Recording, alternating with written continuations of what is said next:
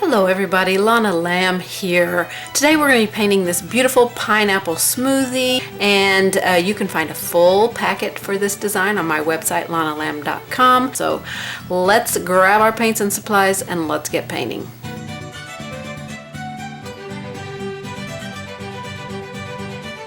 Alright you guys, we're going to paint this design right here. Now this is a photograph that a friend of mine who lives in Florida posted of her drink that she had one day, and she took this picture last year. That's how long it's been since I've been able to get to this particular photograph to try and paint. So we're going to try and mimic this just a little bit. We're not going to work on trying to be exact, but creating this fun, delicious drink. I really can't see what color the beverage is, the way the photo turned out. So we're just kind of wing it on the beverage itself. It looks like it's some kind of ice cream type drink. So we're going to paint it on this is a 6x8 canvas panel, I believe. Yes, 8x6. And this photograph actually measures out to about 5x7, I think. But it's going to work out great for this size canvas. So I want to put my paper down here. So I've cut my paper, and this is just scrapbooking paper that I got at Hobby Lobby, wood grain. They sell it in this tone, and they sell it in a brown tone. This does have a little bit of a brown tone to it, but we're just going to go with this gray paper here. We could wash some brown over it if we need to. And so I just cut a piece that's 4.5 by 6 inches to fit this surface here. So we're going to get ready to decoupage this on. So I've got my decoupage medium here, and I'm just going to get an old brush. I always use an old brush when I'm using any kind of adhesive. And I've got my Cricut little mini iron here, is what we're going to use to heat set this. We want to first get a couple of layers of glue on our surface.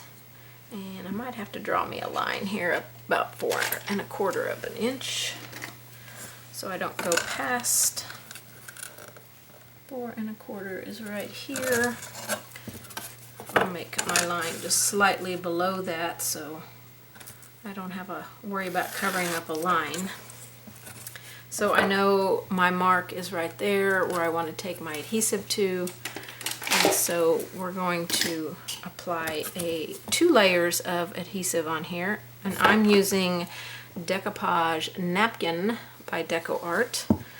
It's a little bit thinner of a decoupage medium, and I happen to like it the very best. I can get my paint down in it. This is getting really low. Let me bring it over here so I can see inside of it. Alright, we want a nice coat on here. We don't want it runny and oozing, but we do want it completely covered. So make sure you're getting your entire area that you're going to put your paper covered.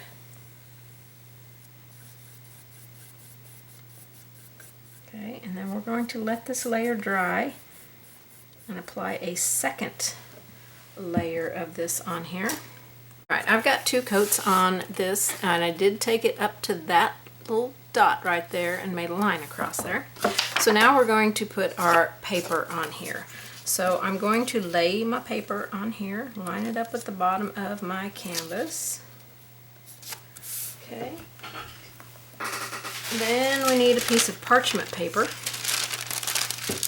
And we're going to put this on here. And now we're going to take you can use a regular iron, no steam, high heat, and we're going to iron our paper and get it all glued down here.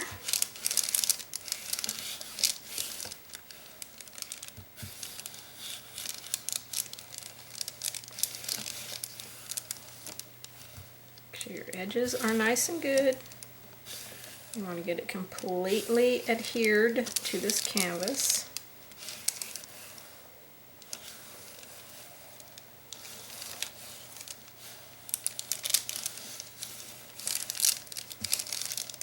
Okay, that should be good. That little mini iron is super hot. Okay, we're going to use this again in a minute. We got to let this cool. And then we're going to put a couple of coats of this on here and let it dry, and then we're going to iron the top of it. And that will seal our paper so that we can paint on it, and then we can get our line drawing on here. Alright, I'm getting ready to, this is completely cool. I'm getting ready to put my first coat of my decoupage medium onto the paper. Now there may be some areas, if your glue wasn't good coverage on the back, you might get some bubbling here. But when we iron it, it will smooth it out. Because you know we're putting a water-based product onto paper, so the paper is going to get a little bubbling. So let's let this layer dry, and I'll put a second layer on there, and then we'll put the heat to it again, and then it will be done. Okay, I've got 2 coats on this, and it is dry. I'm going to get ready to apply the heat to it again, but I wanted to show you, see how it's got some bubbling or a little bit of, you know, stuff in it. So I'm going to lay my parchment paper back on here and take my very hot iron, and we're going to iron this back down. Now, as you paint your design on here, if this lifts, remember, we're painting on paper, so you know, you don't want to get too carried away. But if, as you're painting, it starts bubbling a little bit again, just go ahead and finish your design, and then come back at the end and apply a little bit of heat to it, and it will take those bubbles out. So hold it up here. Now you can see I think I still have one little bubble there. I'm going to iron that a little bit better right there. Kind of press it down on that edge.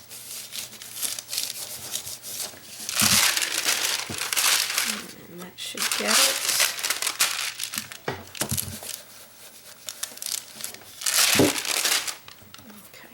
Now it's all down nice and smooth and flat. Okay, so let's let this dry, and then let's put our line drawing on here. Okay, before I put my line drawing on, I do want to get the water, the base coat of the water done, because we're going to have to put our line drawing up above the water. So we're going to do a little bit on our water. So this is Laguna. And we're going to take it right to our wood. Now you can tape this off if you need to.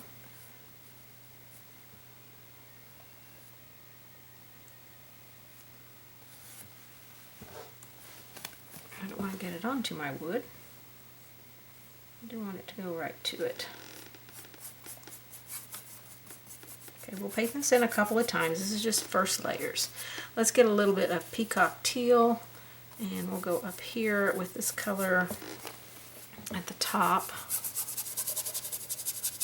These probably won't be true to the colors in the picture, and then I want to do a little bit of a deeper blue. This is open water through the center.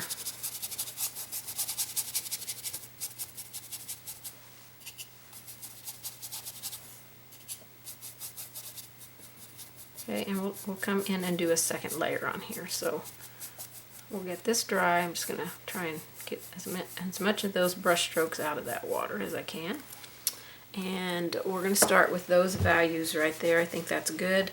I'm going to dry it and apply a second layer on here.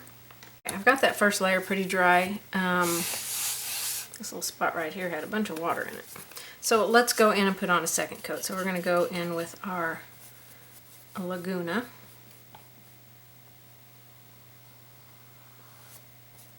Whatever kind of watery, oceany water colors that you want to do is fine.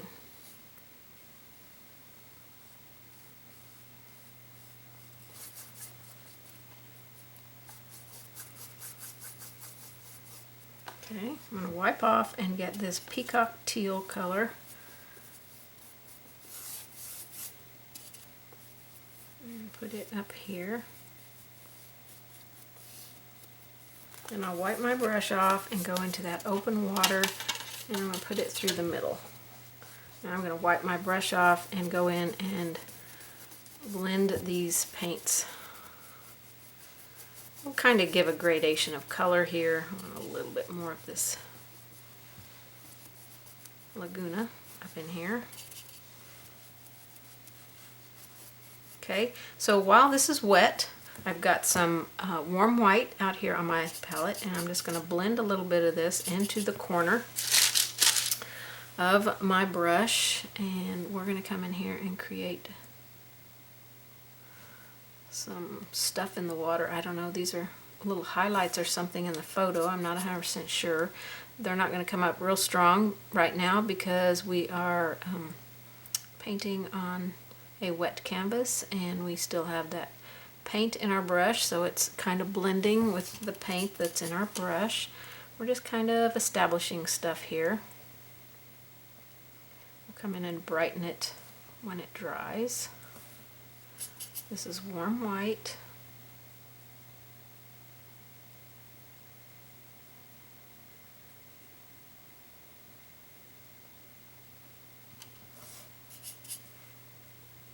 Onto this wet paint.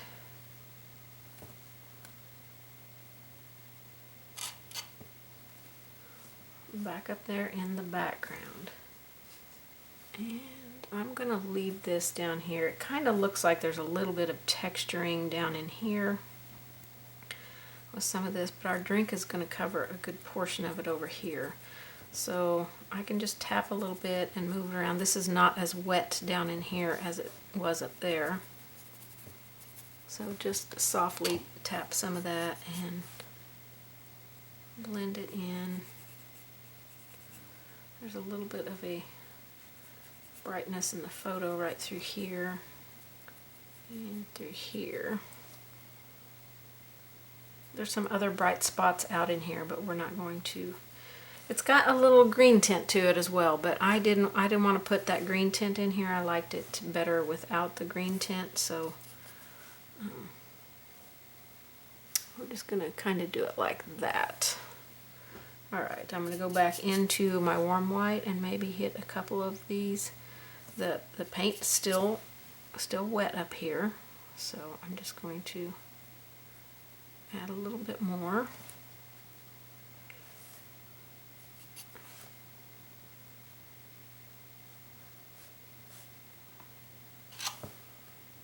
Okay, that's just for now. We got to come in and put some bright little stuff going on in here.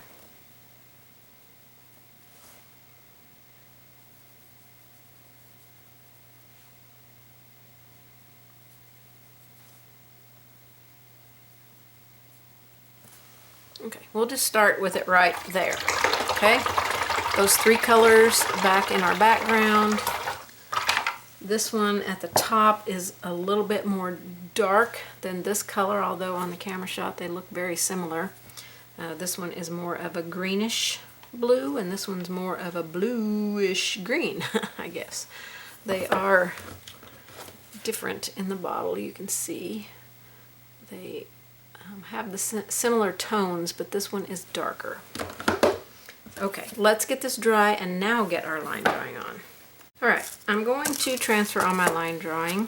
You can see my line here. I lined it up with my paper, and I want to use my ruler when I'm doing my straws so I get the lines fairly straight. She's looking down into the drink, so this straw is fatter at the top than it is at the bottom because the way she's looking down into the drink, the way she took the photo. So get a skinnier tip here. So we've got this side.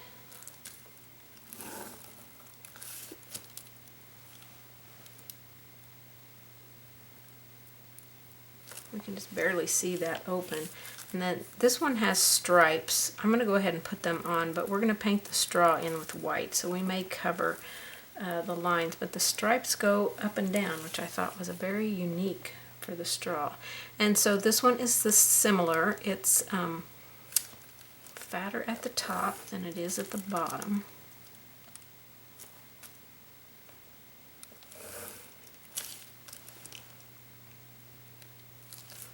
Okay, and then it has stripes on it going this direction, and we're going to paint this in white, so we may not see those stripes after. I better make sure I got my graphite on there right. Okay, and then this is a big piece of pineapple over here, a huge chunk of pineapple. This is all whipped cream here. So this is the whipped cream. It's got all these movement things going on. I'm thinking the drink was some kind of like icy type drink. I can't tell. And this big cherry here. And then we're going to get the edge of our drink. Maybe if I can stay on the lines.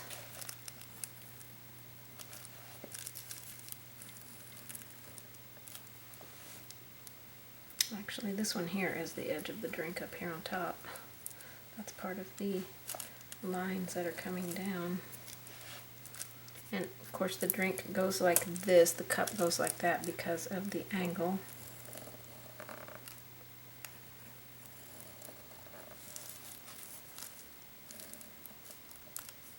And somehow, well, this is the other part of the handle here, so it's got some different stuff going on. Let's see if I can get these lines on here somewhat even.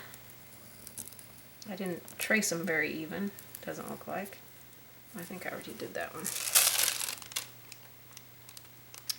So they're not super even, but there we go. We got the line drawing on all the main elements of it. So we should be ready to paint it now. I don't have a name for this drink yet. I don't know what kind of drink it was. If it was like a pineapple flavored drink or what it was. So the name is yet to be determined. Alright, I'm going to tape off on each side of my straws so that I can paint them in.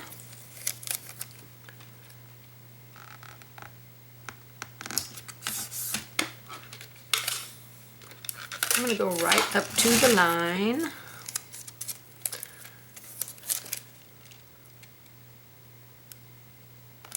That way I can get the line in the paint, and then I'll just put a couple of pieces, one at the top, one where I think the bottom will be. That might need to be a little bit lower. Down here.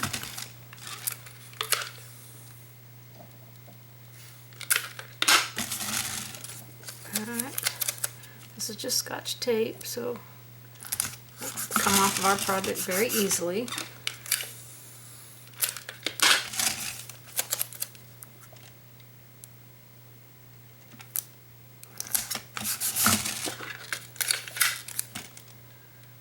Tape up here. And then this is kind of the cream, the whipped cream that comes along the piece here, so we'll just put that one at an angle. Alright, I want to apply my paint with a piece of makeup sponge so that I won't put on heavy paint or worry about it getting underneath my tape. So I'm going to use some warm white, and this is the color that we used out here, so I probably will go back out there while I have it on my palette and brighten those lines up with just the corner of my brush. Okay, makeup sponges, this is just a little piece of one. They're usually big like this, and I use them till there's hardly anything, and when I get down to small pieces, I just cut it into small pieces that I know I'm going to need for smaller areas to paint. Now they're not super absorbent, so I pulled a little bit of my paint out and put it over here, just put a little bit on my sponge, and now I'm dabbing it here to try and just disperse it on the bottom of the makeup sponge, so it's not just a big pile of paint sitting on it, because that's going to definitely bleed underneath our tape, and I would rather use multiple light layers as opposed to one really thick layer. So we'll just go on both of these all the way down, and we'll probably cover up our lines so we probably won't see them. And in that case, you can put your line drawing back on. Now when we paint on the paper, it's got a little bit of a sealer on it, so It might take a little bit of an effort to get the paint on there. I mean, not a big effort, but you know, it will go on different than it does up here on the canvas part. So I'm just going to very lightly dry that, because I don't want to lift my tape, and too much heat will lift the tape, and then we'll have bubbling, and then we'll have bleed under, and we'll have to try and fix it. So I'm going to go back in with a second layer here.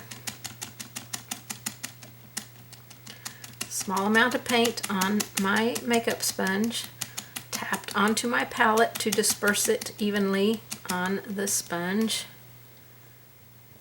And now tapping.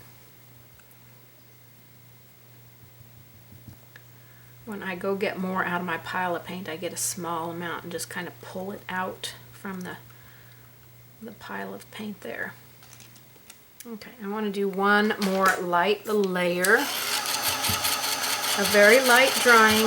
I have this a really long ways away from my surface. I've probably got it a good 10 inches away from my surface because I don't want that tape to get hot. All right, let's dab one more in here. I'm going to leave my tape on while we do our stripes.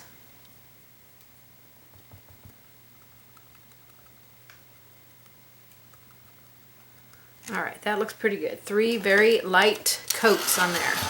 Quick dry.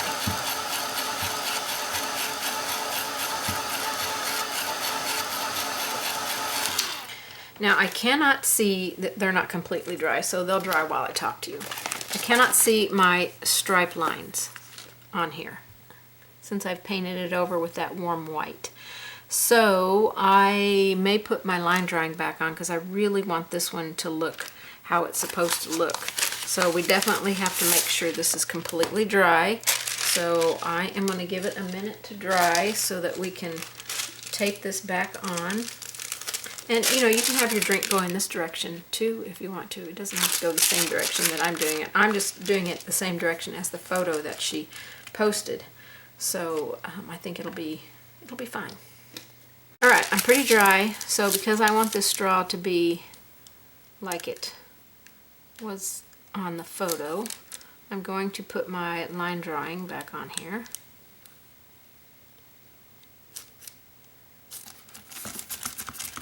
And transfer these lines back on for the stripes.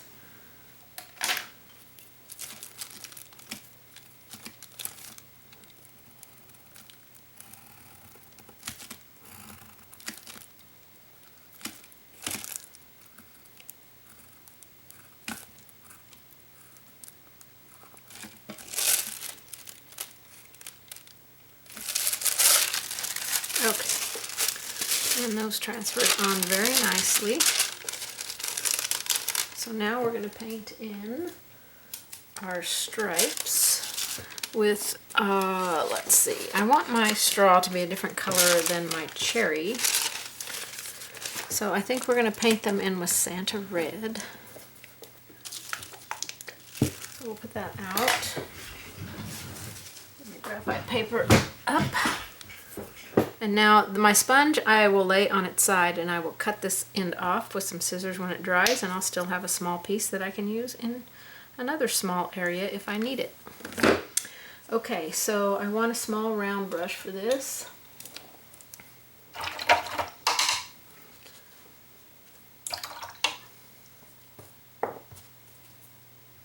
So I'm going to use a 2 round brush. And let me look at the photo and make sure I get the right areas red.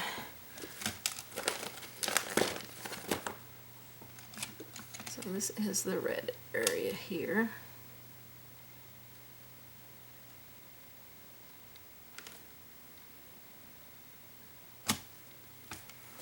Find a place for this picture to stand up because it's so soft-sided it doesn't want to stay.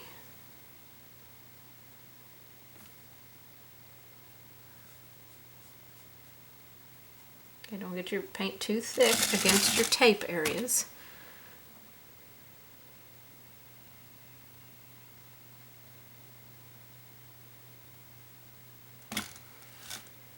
Okay, and this one here. I want to cover up my graphite line. And I should have another line down here, somewhere down here.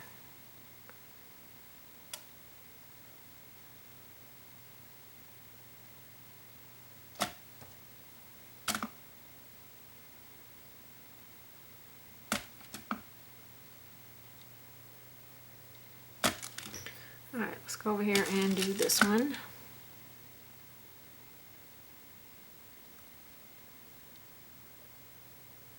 I think I might add a little bit of orange into this red for my second coat because in the picture they do look a little bit orangey red, and I do have orange on my palette for this design.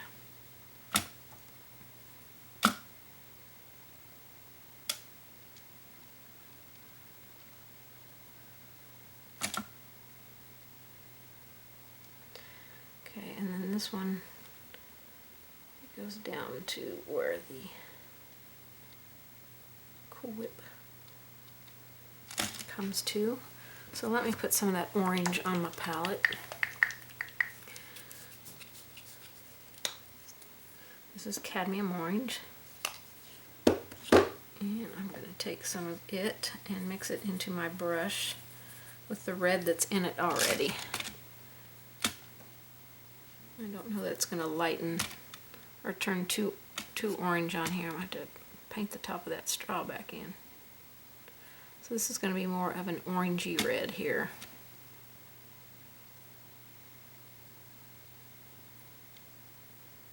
It's probably two cad orange to one of the reds, but you just adjust it how the color looks to you. If you want to go straight red, you can certainly go straight red.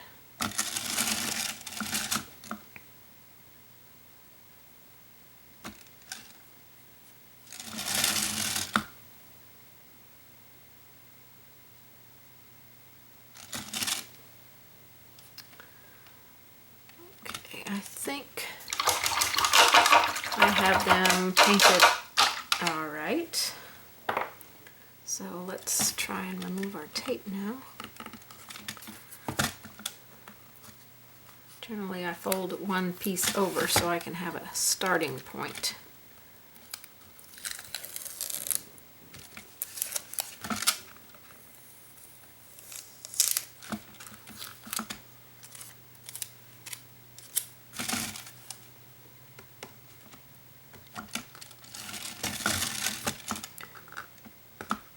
See the end of it down there, so try to have your one piece of your tape bent under. That's gonna help a lot. See, like this piece hangs over these two pieces, so they'll be easy to get off.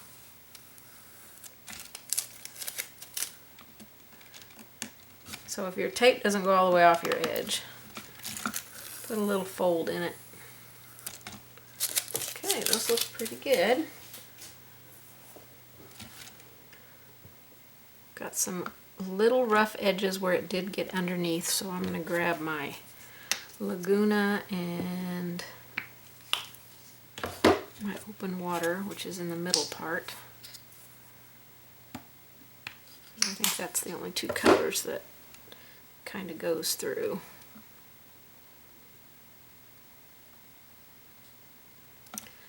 Touch up there.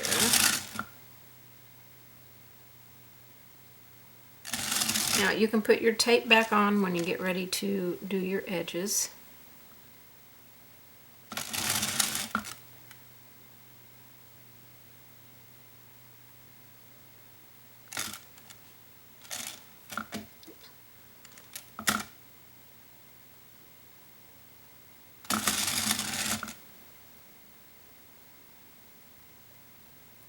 Covering up those rough edges where my paint did kind of bleed under. I don't usually have this much bleed under when I'm using Scotch tape. It usually does pretty good for not bleeding under.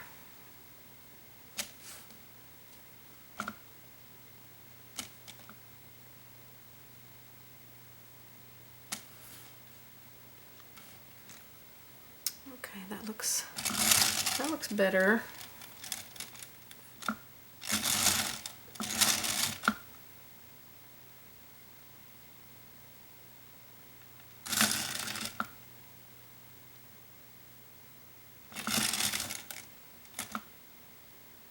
We got to touch up the top of that.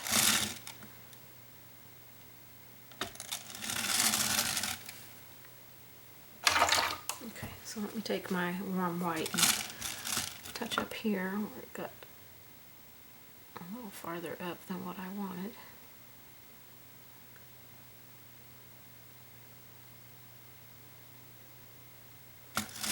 Kind of wanted the straw to look a little bit more like we could see just a little bit of the inside of it.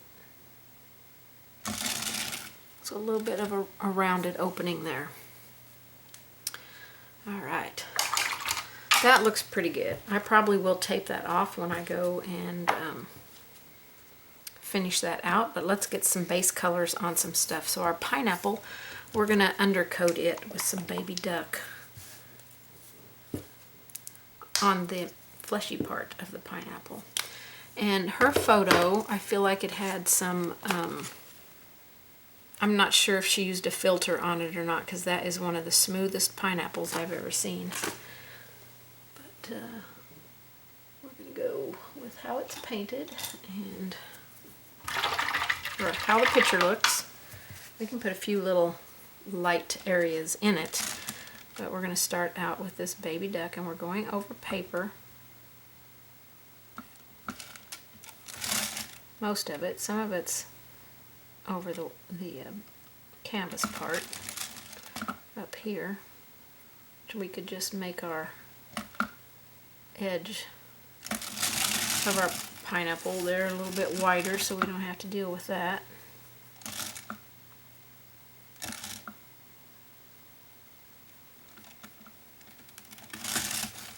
Okay, that's our first layer on there. Our Cool Whip is going to get I think we'll put a light mocha on it. It's not a pure white in that photograph.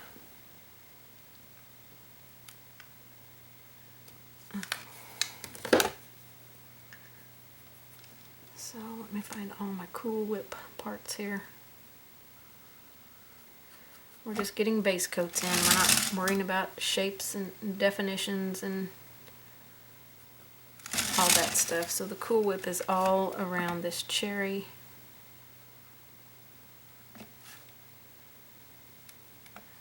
Goes up over the straw here.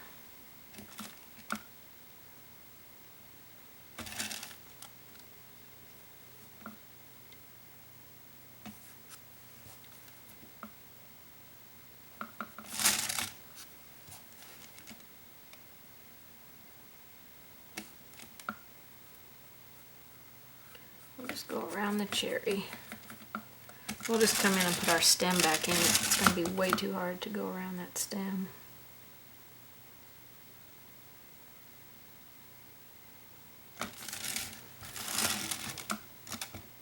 Okay, everything will get 2 coats, so I'm just going to show you the first coat, and then I'll go off camera and do 2. Now some of the areas on this paper might require 3.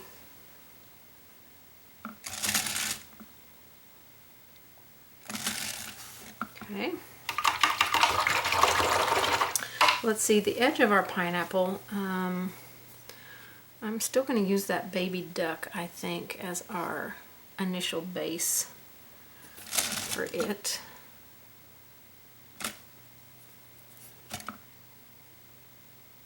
And it might take 3 coats out here on this watercolor.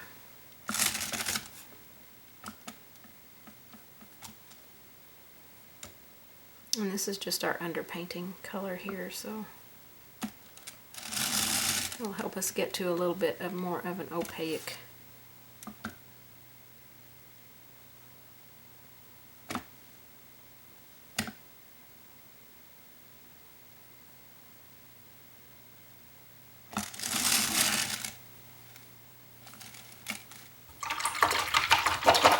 Okay, Our cherry here, we're going to paint in with some Tuscan red. I want it to be a completely different color than our straws there. And this is a really bright red. Has a little bit of a pink undertone. So I think it will be perfect for our cherry here.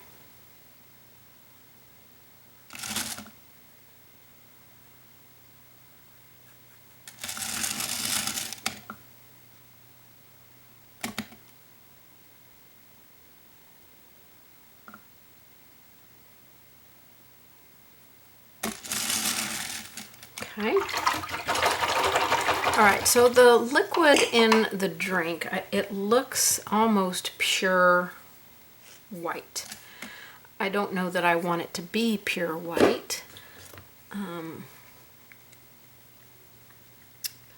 So I might paint it in with that warm white, I think. It might be a good start here because some of the Cool Whip is melting into the drink.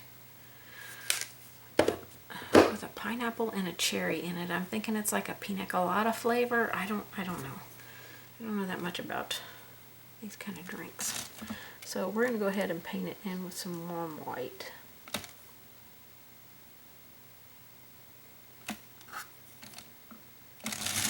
I'm going to try and stay off my straw.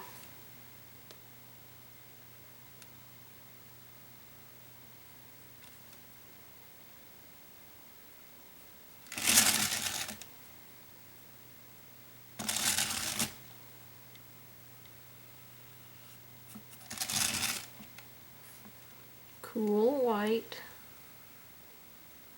Cool White has a little bit of a,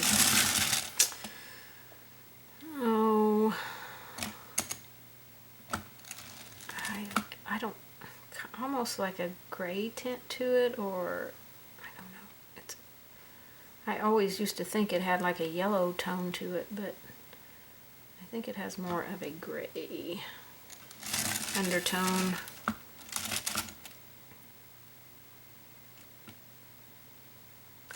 I don't really know without finding out from the manufacturer what colors are used in it.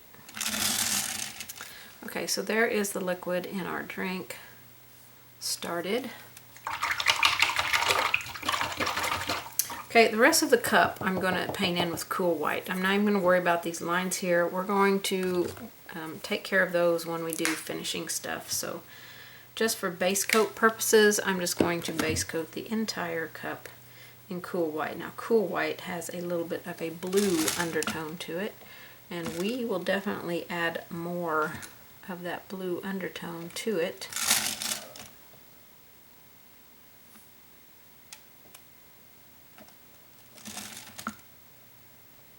It's a very fat handle here.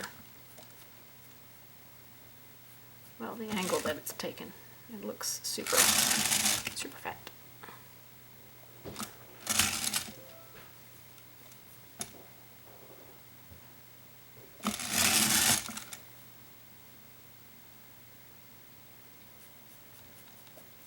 Now, out here on my paper, I do want to try and incorporate those lines into my painting because I can't really erase very well off of paper once it's been sealed. Well, you can't erase off of it at all. Okay, then the rest of the cup gets Cool White.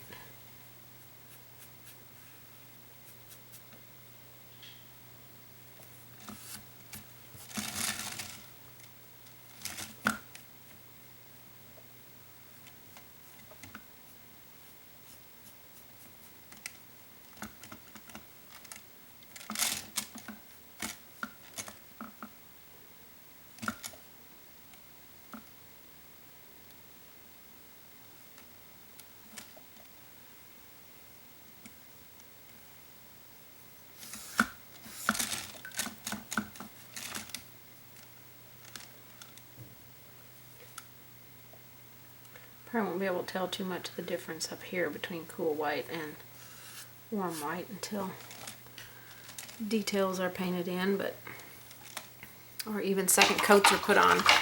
So that's our initial first coats on everything. I am going to go off camera so this doesn't get too tedious and just reapply those same colors on here a second time. If I do it more than 2 times when I come back, I'll let you know. Okay, I'm putting my second coats on here, and I had to add some warm white to my red here because my lines on my paper, I was not able to cover up my lines because the red was too transparent. So I do want those lines to be covered up. So I'm going over it. I'll probably put in my instructions to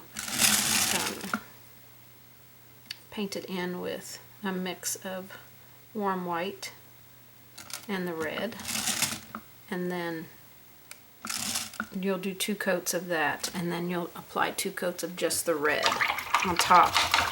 You want to make sure you get those lines covered up there. Okay, I'm getting ready to put my second coat on my cup, and it's too light for me, so I want it to have more of that blue tint. So I took a tiny little bit of my open water, the dark color that we used in the middle, and added it to my cool white color. So this will definitely be a very soft, pale blue color, which we can then lighten up. That other color, we just weren't going anywhere with it. It was looking too much like the drink color, and I needed a little bit of difference here. So, and cool white does have a blue tint, but it just wasn't translating well enough for me. So I just adjusted by adding a tiny little bit of that blue in there. I mean, just a scooch. You don't want it to get too dark here. And I do paint in every single element individually so I can help retain as much of the shape of that element as possible and put less lines back in here when I get ready to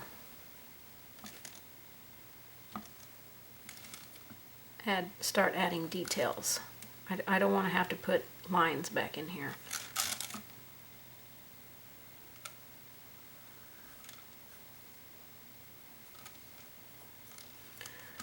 Use my round brush because there's a little bit of this color out on the outer edge, out here.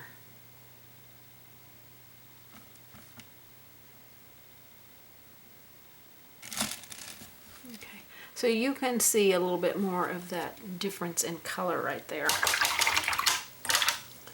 Alright, so now I'm going to go back and put just 2 coats of the red color, which was the Tuscan red, on here. So when you start out with yours, do 2 coats of the mix of warm white and a little bit of Tuscan red to get that kind of pale pink color to begin with. I want to finish up back here in the water, so we'll have it completely done. So I'm going to corner load that warm white like we did before, only this time I don't have any blue in my brush and the watercolor is not wet. So we're just going to slightly darken this, or brighten it, I guess I should say. Bring these highlights in the water a little bit more forward.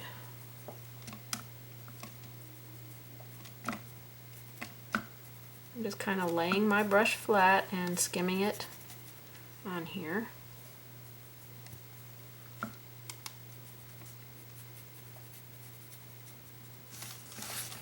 Okay, and there was a few areas over down in here. Okay, a little bit kind of in the blue area down here, so I'm just lightly tapping, take the water edge and kind of blend it. We're working on a dry surface now, so it's definitely going to show up a little bit more, although it's not showing up tons in the camera shot for you guys, so I'll put a little bit more in there. Okay, that's probably good enough. I want to create some little sparkles in the water. So I'm going to use just my little round brush here, and I'm going to start with just warm white. And I'm just going to put some little sparkles in the water. I can't see the whole picture. It does look like there's one over here.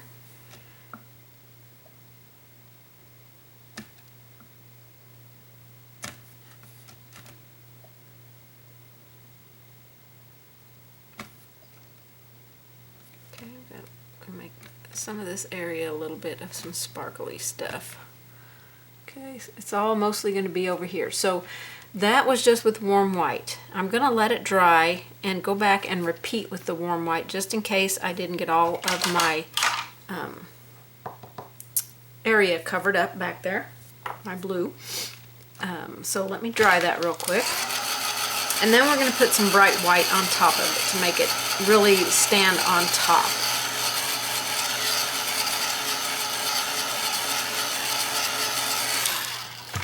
Okay, I'm going to do that warm white again, just to make sure we got full coverage here. This is just a little bouquet effect is all we're doing in here.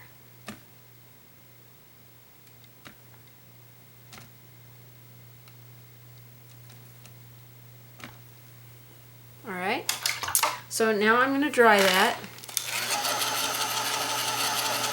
And because I want those places to really sparkle, I want to add a little bit of just plain white.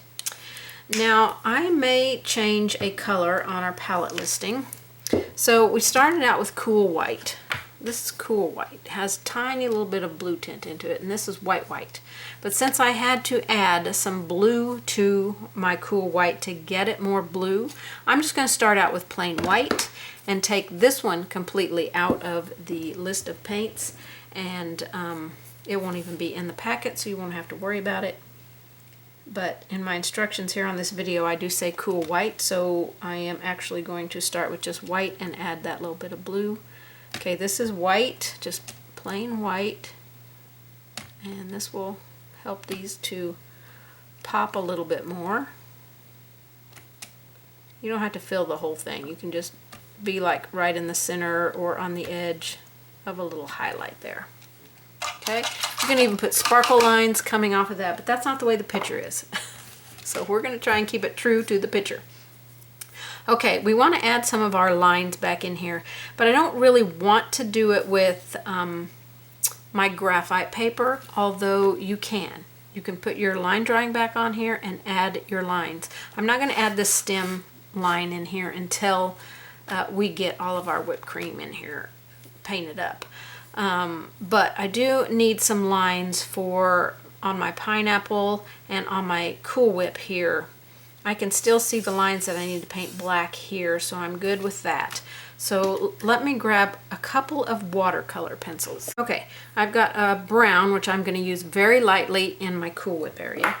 And then I got an orange, which I'm going to use on my pineapple. Now this is just a very cheap brand. I probably bought them at Walmart. I don't know, they're Sargent brand, but they're great for drawing on my project when I want to put lines on here and then, you know, work on them to fade out a little bit. So my pineapple edge, I'm just going to look at the photo and kind of draw it in here, but you can certainly put your, you know, if you can still see your lines. Right over here I can still see a little bit of the lines, so that was very helpful. And then for my Cool Whip, I can see a few lines in here, but it's very, this Cool Whip has many edges to it. So I'm going to try and get as close to some of these edges as I can.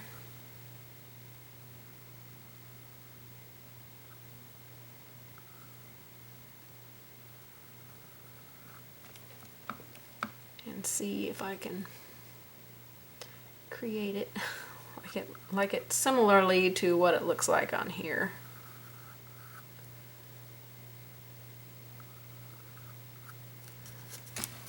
There's just a little bit of Cool Whip back there on that edge. I think I might have to bring my drink down into here a little bit.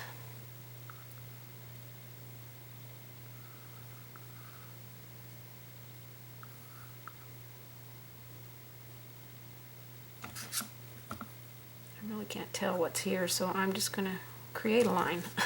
Can't tell what's there at all.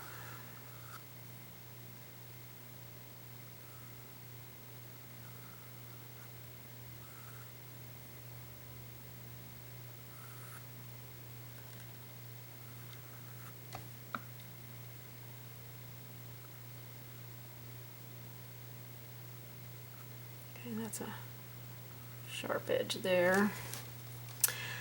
I feel like in here we're missing some kind of line.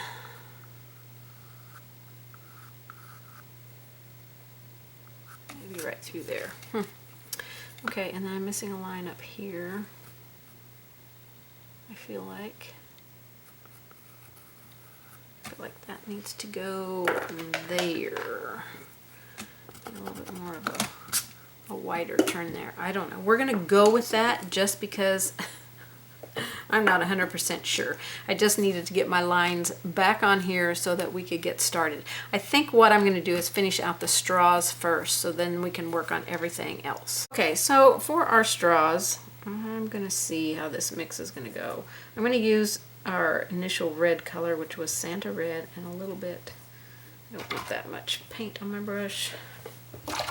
I want it just barely on the corner of my brush. I'm going to mix a little bit of burnt umber just to darken it, but I want to keep it soft. I also don't want it to be very far over on my brush. And we're going to go down the edge here. Get some of that moisture out of my brush.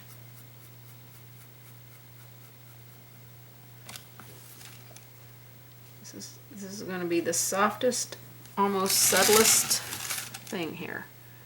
We don't want it to fill up our straw. We just want a little bit of color on the edge, a little bit of brown mixed in with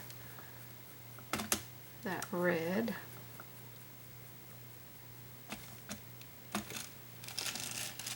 And then we're going to go inside that opening of that straw there. It's very light. We can come back and repeat, but I don't want to start out too dark. That one's got more brown in it than red, so let's get a little bit more red in our brush.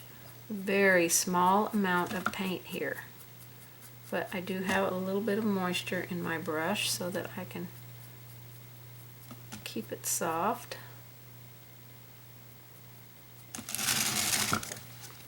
Get this color out of my drink.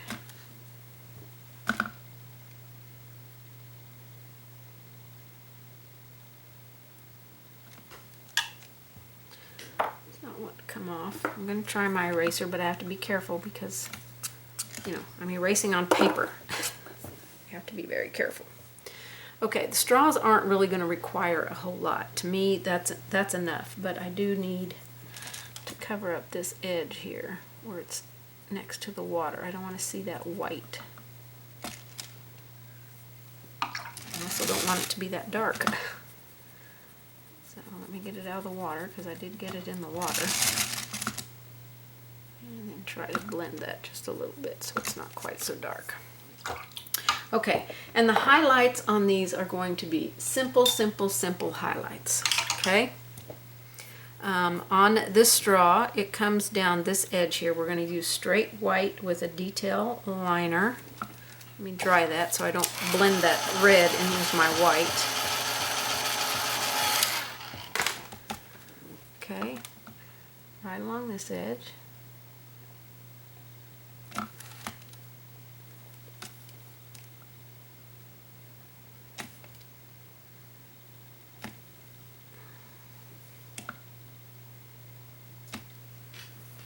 Okay, this one doesn't really show a highlight in the photograph, but I'm going to put one on it anyway because I feel like it's going to need it. First of all, I'm going to get a little bit more white out here on this edge.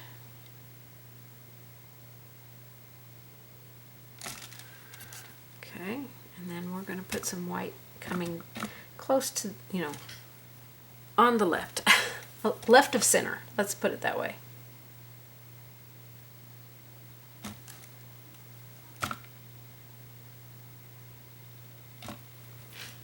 Okay, so I think that looks really good for our straw. Straw was easy finish.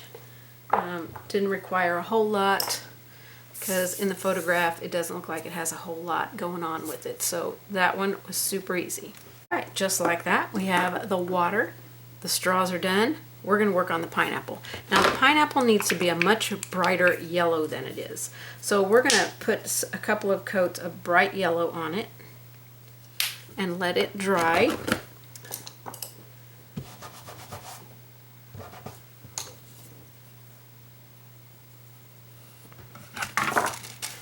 Because in the photo, the pineapple is very, very bright. The baby duck was our underpainting so that we could get these more transparent yellows on here. You could also start out with moon yellow if you don't have baby duck. It was going to be my first choice, but then I saw the baby duck, and so I just grabbed it thinking, oh, that'd be great. That'd be really great. Okay, so we're looking good, looking really good. All right, I'm gonna let that dry, and then I'm gonna put another layer of that bright yellow on there, because that's gotta be really, really bright before we start on it. Okay, when I applied that yellow, I got a little bit of bubbling on my paper here, but that's okay. When I'm done painting, I will go back and heat set all of this with the iron, and it will make it all flat again. And even if you varnish it and it bubbles up a little bit, just do the same thing. Take your iron and iron it. Okay, so we want to start working on this. So I'm going to take my bright yellow, which is transparent, and add a tiny, tiny little bit of orange. Just to, kind of orange up that yellow just slightly. And we're going to start this as our shading value. But we want it to be light.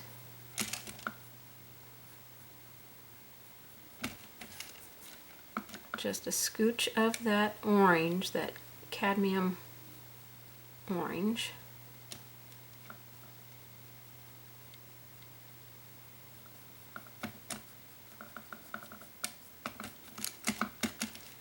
Okay, it's very subtle right there.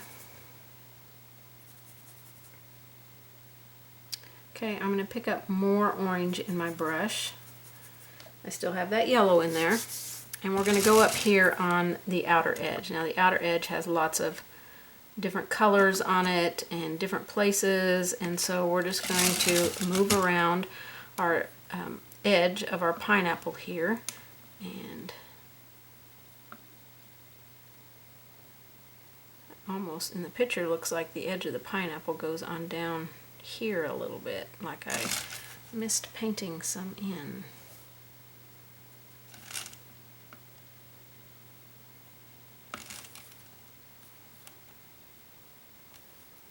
Okay.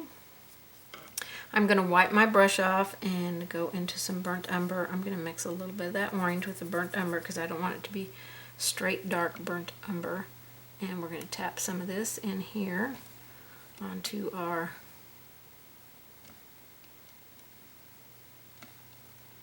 pineapple edge.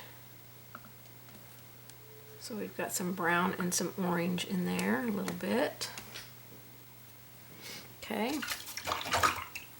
I do want to rinse my brush and go back and do this float down here again because it didn't get wide enough for me. So I'm going to push a little bit more into my brush so I can put more on here.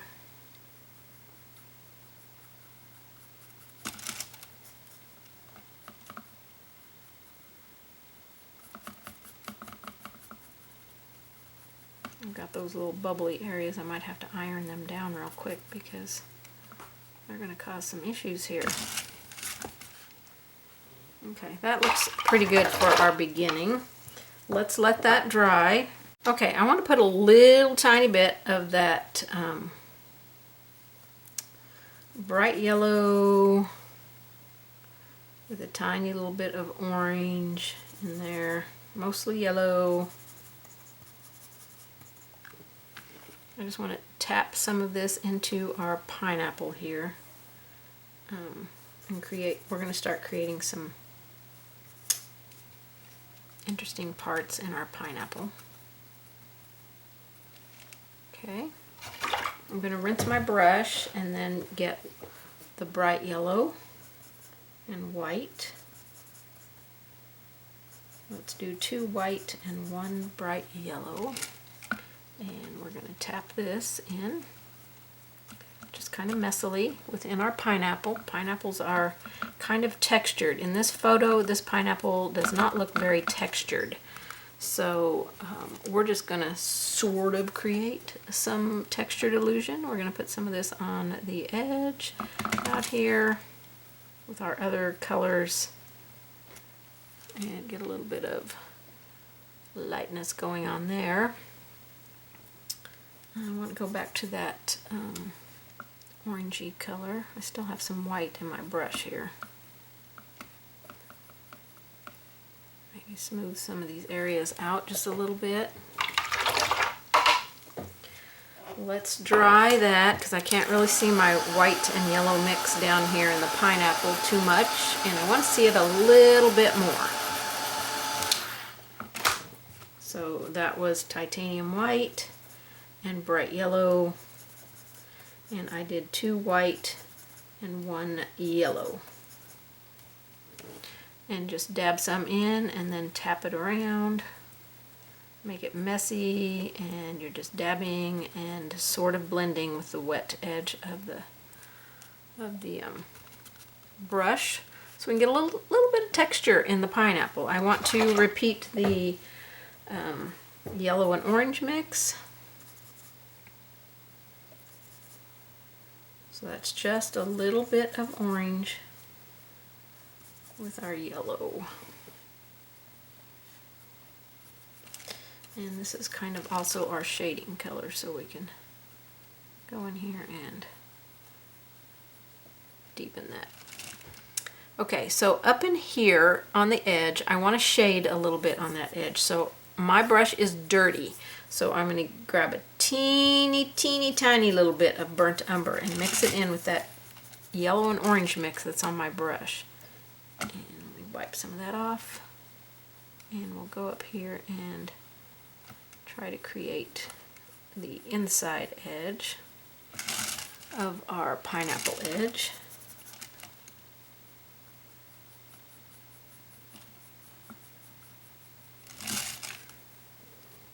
Okay, rinse your brush, and now we're going to go into just white, and we're going to first we're going to create the edge on the meaty part of the pineapple. Okay, and then we're going to go out here and highlight out here. Don't have to be perfect with your highlight here, just kind of scoot some on there. And then we have a few places here where we want to create some textury highlights. So I'm just dabbing some white onto the edge in some places, creating that little bit of brighter edge there. Let's kind of smooth it out so it's not super bumpy.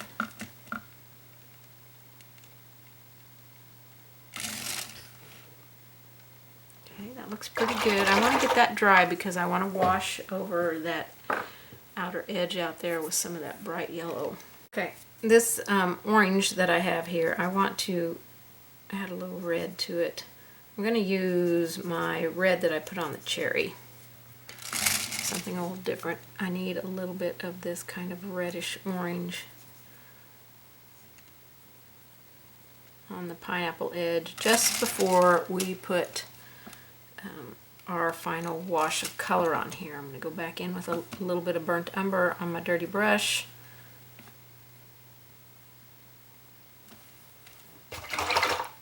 Okay, everything needs to be dry, and then we're going to wash over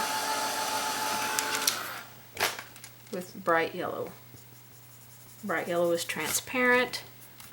I will probably re-brighten my highlight there on the edge, but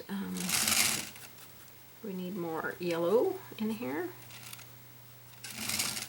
And then go back and touch up your highlight. And I think that will be it for the pineapple. So let me dry that.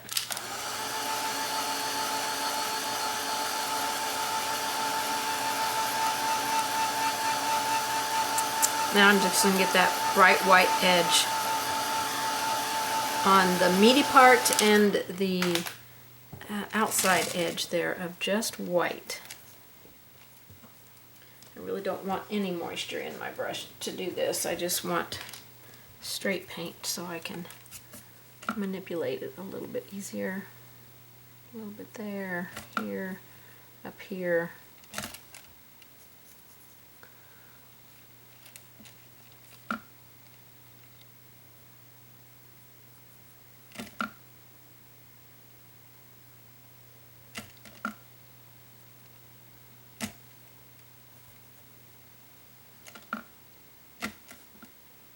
Okay, it's not going to be exactly like the photo, but you know, we're having some fun with it. So some highlights on there. Okay, I may call that pineapple done. There's no green on it anywhere that I can see. There's a little bit darker brown right through here. And then that reddish orange color. A little bit more of it right in here.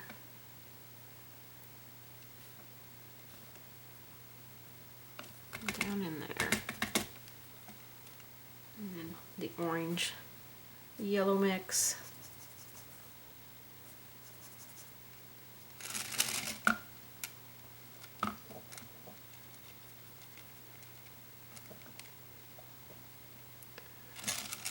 Then I will have to repeat my highlight on that outer edge out there because I kind of covered some of it up.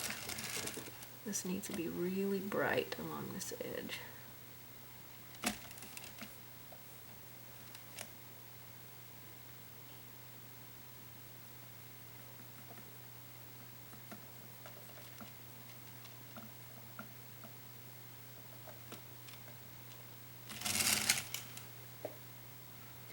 Okay, I'm going to leave the pineapple right there. I really feel like down here it could use a little bit more darkening, but I'm going to wait till I get that whipped cream done. We're going to work on it next. And I'm going to shade on it, I think, with some sable brown. It's a little bit softer of a brown than burnt umber is. So we'll give it a shot here. Oh shoot, paint on the wrong side of my brush here. Sable brown, that's the color I'm going to try. And I think I might actually mix it with some of my light mocha to keep it not so dark. So let's do an equal mix here.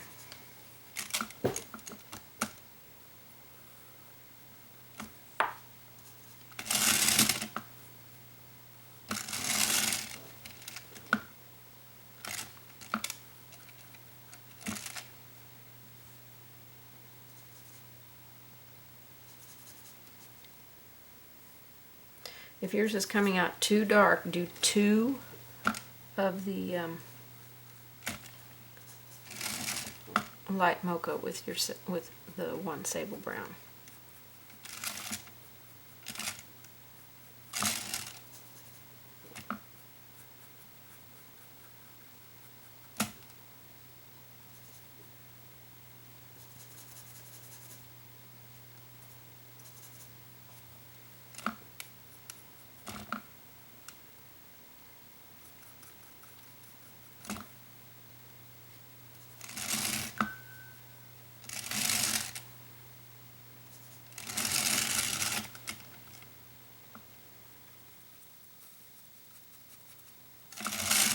Don't worry about getting it on your cherry. We can touch that up.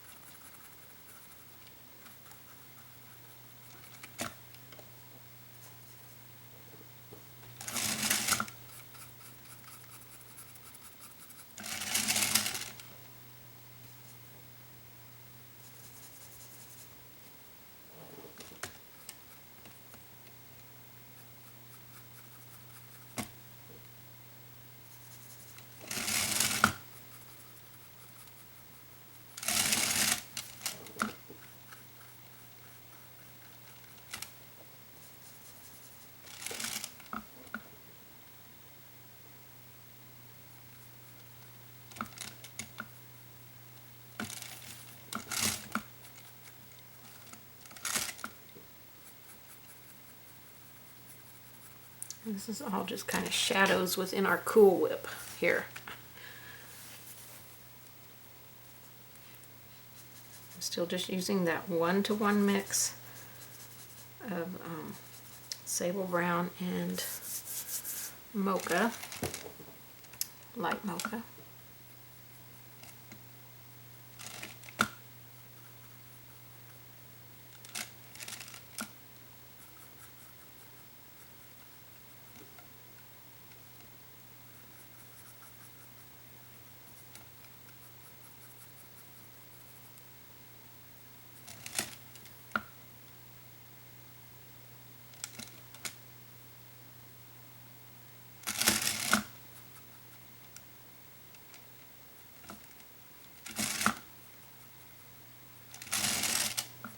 This is just kind of our first little layer in here, so it's really getting some good values established there. And we'll touch up our cherry when we're done creating our Cool Whip. I think I want to start with warm white here. I'm going to put my first beginning highlight on here of warm white.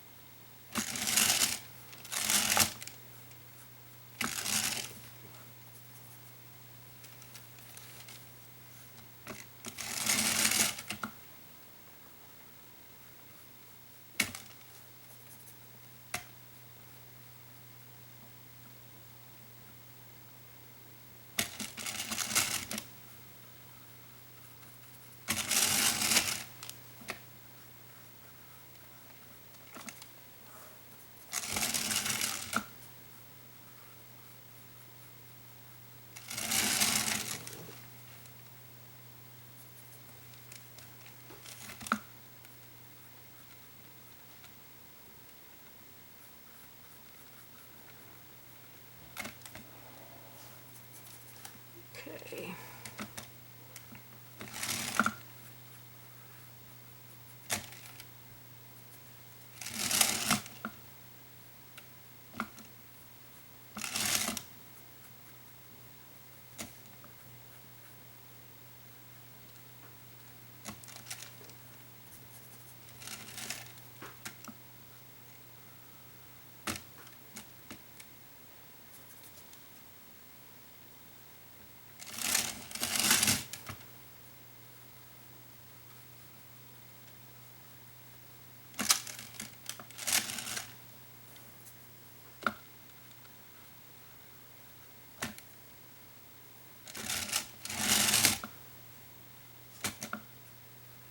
Just doing all of the edges, opposite sides of where our shadow is.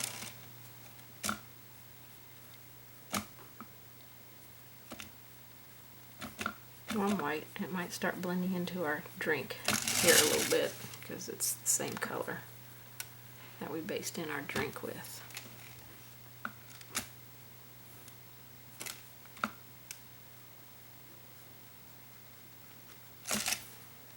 Okay, that is a good start for our Cool Whip. I'm liking that a lot. All right, we've got our first little shading done on here. So we're going to do a second shading.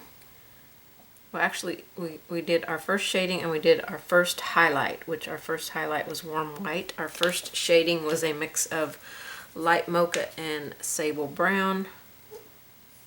Okay, so now we want to go with just some sable brown, and I've got some glare coming in from my window here.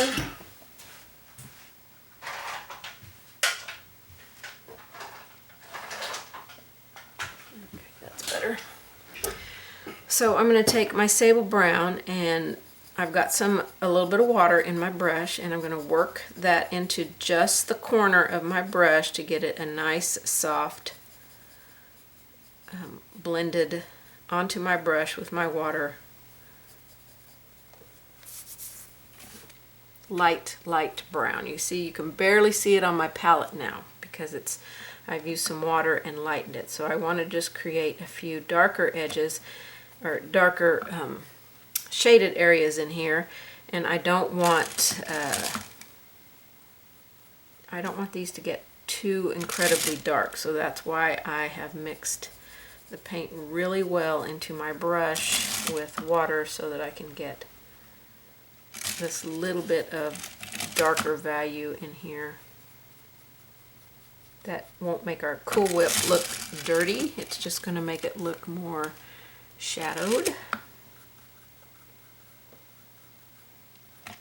And you're only going to put it in a few places, not everywhere that you shaded, but the areas that you know are going to have a little bit of some darker shadow in here.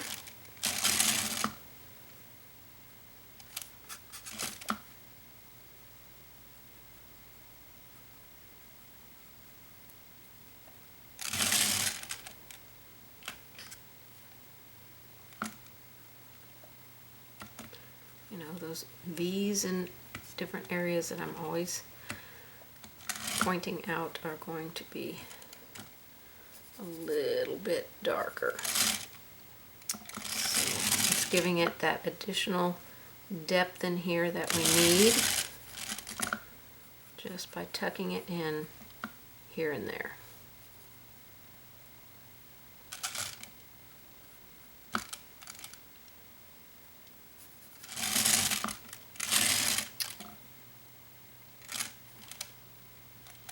I think that looks pretty good for getting our little bit darker shadows in there.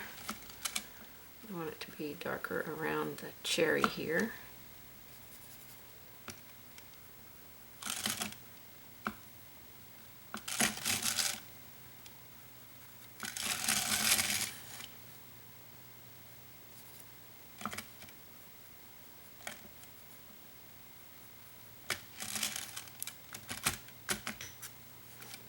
Okay, that looks pretty good.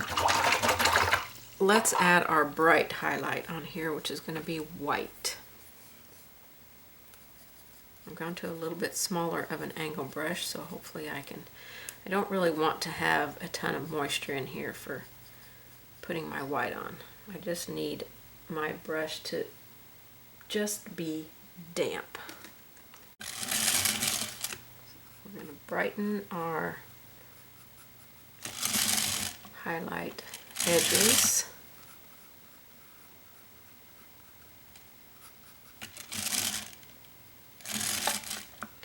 Chisel edge this right here.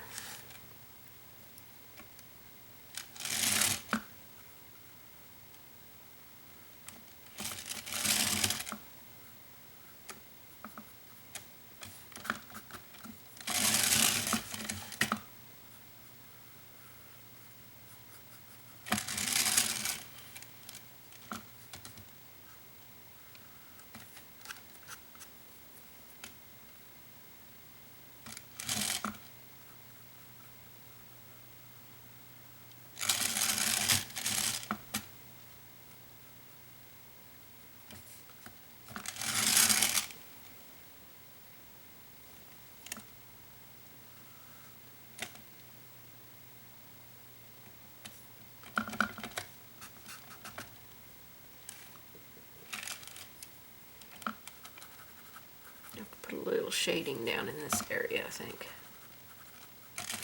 Let me finish out with my highlight, then I'll come back and tweak that.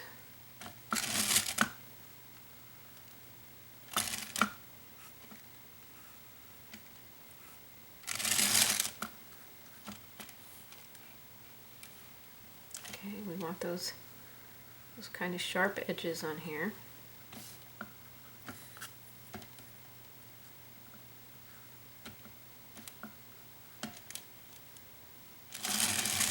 So I'm going to chisel edge. That's too much paint.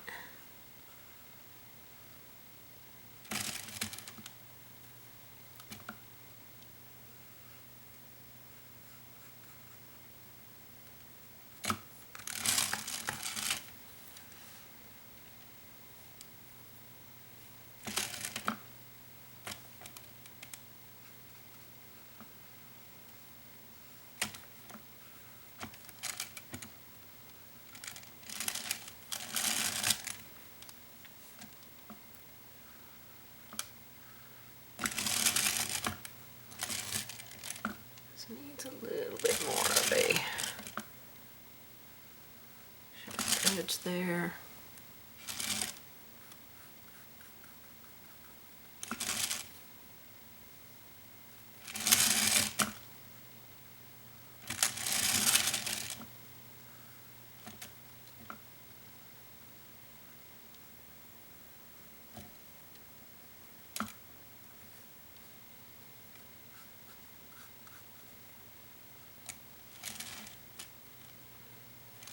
I'm just going to go back over some of them.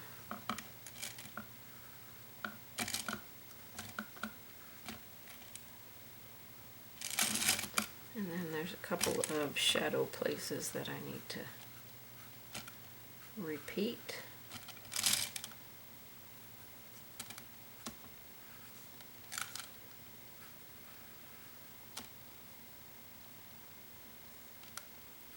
This one needs to be a little bit lighter, a little bit wider of a lighter area on that.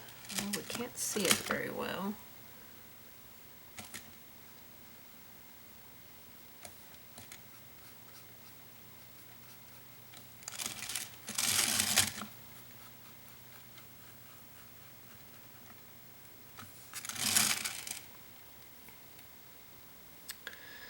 Alright, let me go back in with a little bit more of just the sable brown worked into my brush.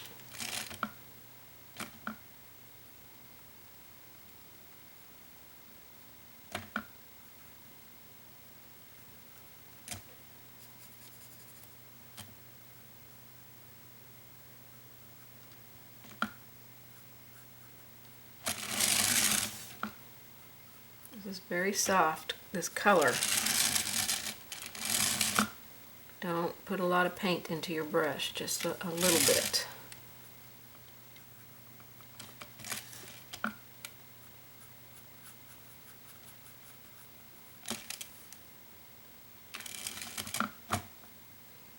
Add a little tiny bit of mocha to that so I can go underneath this area here.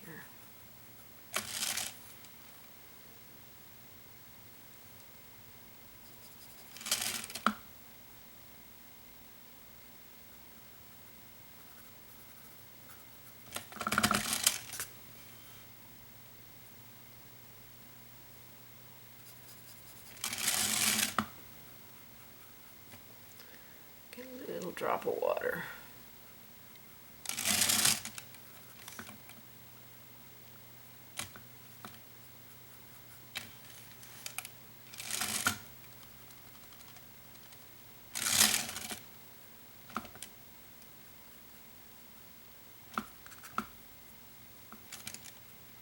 Okay, we're going to touch up our cherry. I think our whipped cream looks pretty good. I'm going to darken along this edge here. Actually, I think what I want to do is bring this out on top of the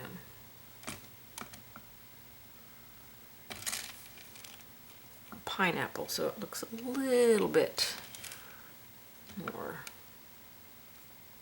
real.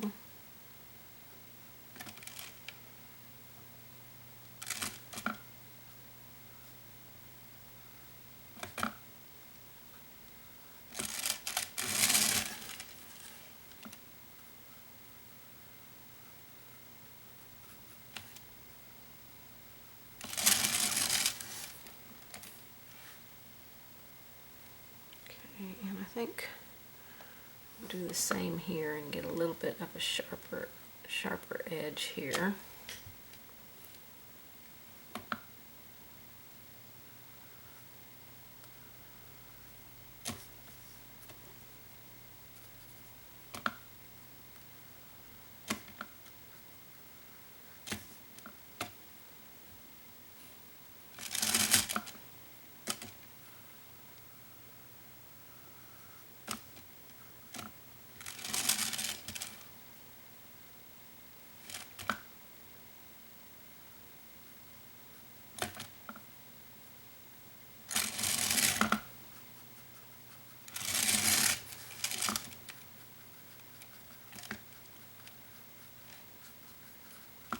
widen out that light color a little bit.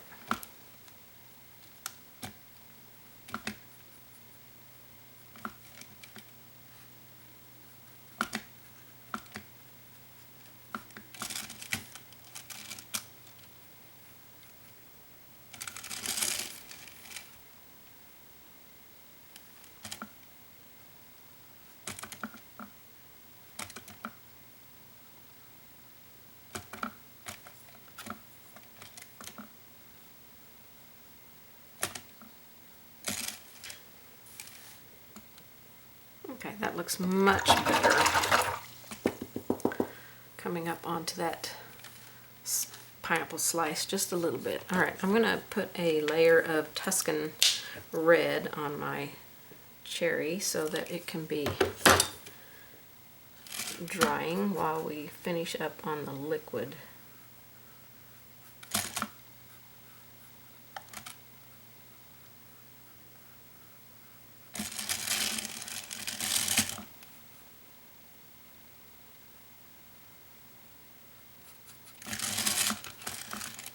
Just to cover up where I got up on the cherry with all of my Cool Whip strokes.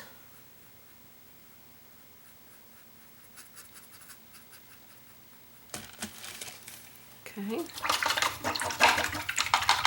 That looks pretty good. Pretty good. Now on the liquid out here, I want to take some of the mocha, the light mocha. And it kind of looks like the Cool Whip is melting into the drink a little bit. So I'm going to take my light mocha, the teeniest, tiniest little bits of the sable brown, and we're going to float in our drink this color. A little tiny bit more of the, maybe not quite that much. Let's just get some more of the light mocha.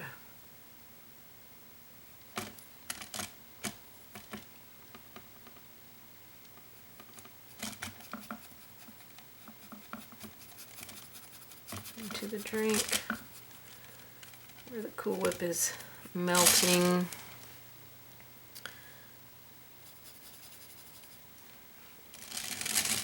Kind of around everything.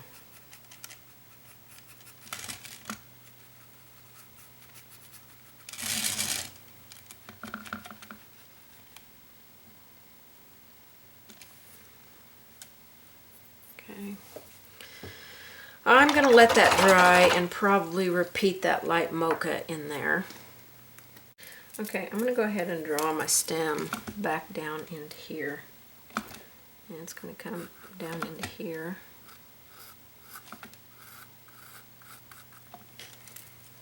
And we'll paint that on here shortly.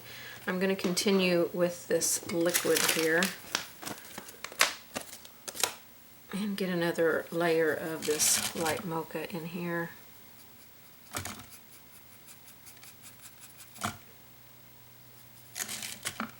And we painted our liquid with warm white. Oops.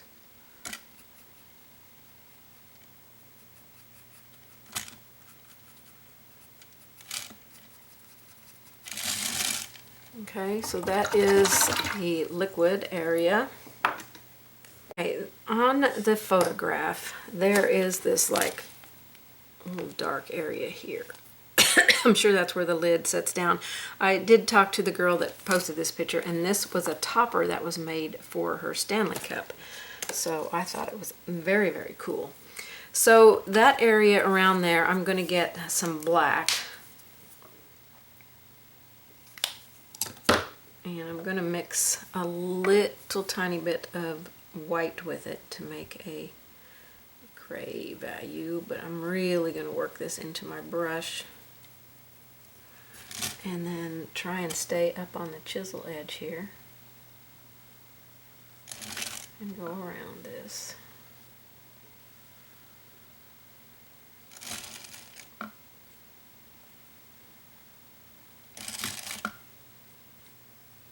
using the very chisel edge. I'm using a 3/8 inch angle. The toe, make sure you've got a good brush here so it will keep a nice chisel edge.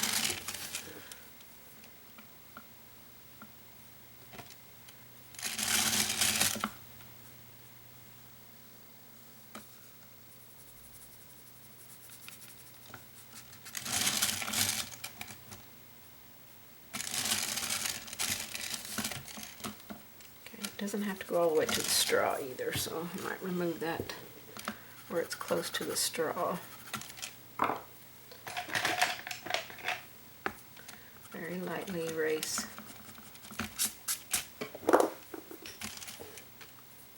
Okay, I think that looks really good. And then to finish up the liquid, we're going to float just straight white in the rest of the liquid area.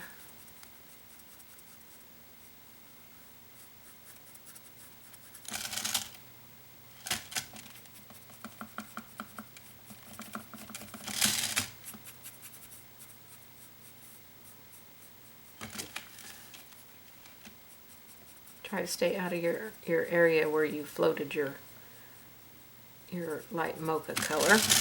You want to keep that nice and vibrant. And then up here.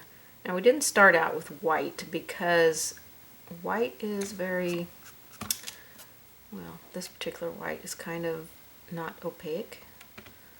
So, but if you've got a paint that is a little bit more opaque, you can certainly start your liquid out with just straight white and then just brighten it. But I feel like starting it out with warm white and then brightening it, to me, gives it a little bit more depth. Okay, so now I can see I need to go around with my light mocha one more time.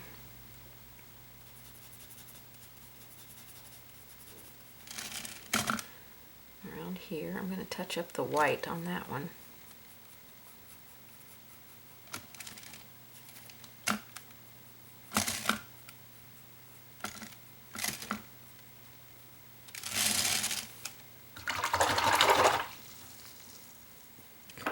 Go back to my white on my Cool Whip stuff, and I need to touch this one up because I got stuff on it.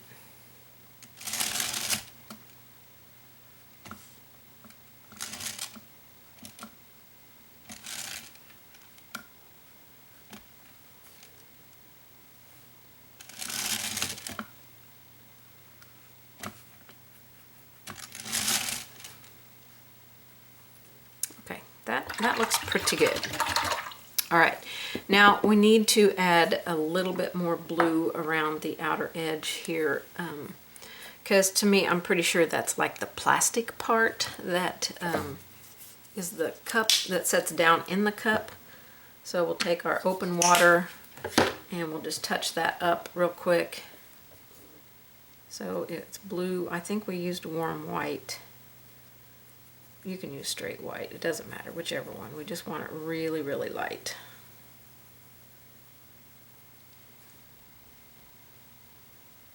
So I'm continuing to work white in until I feel like it's a light enough color, because I want to get this blue on the edge out here a little bit.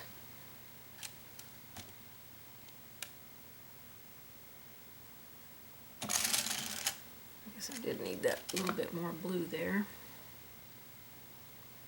Going right along beside that dark line that I put in there.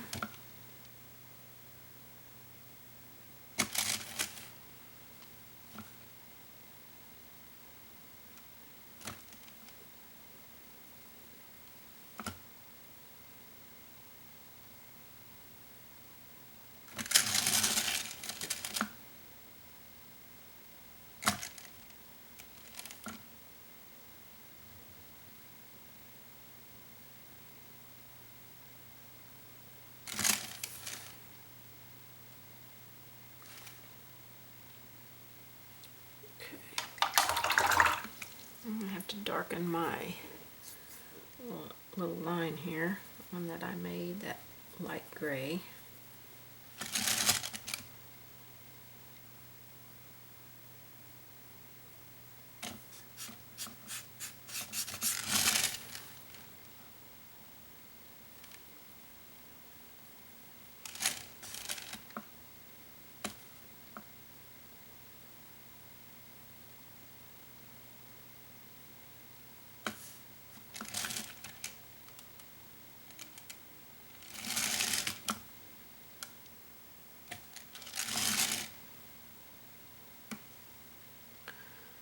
Okay.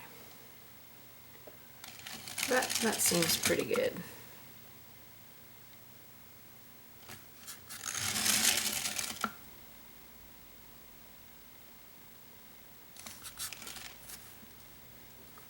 that's just where it sets down in there.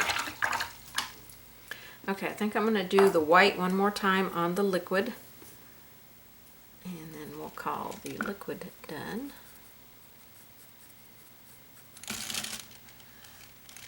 Just kind of pity-patting it in here. I'm not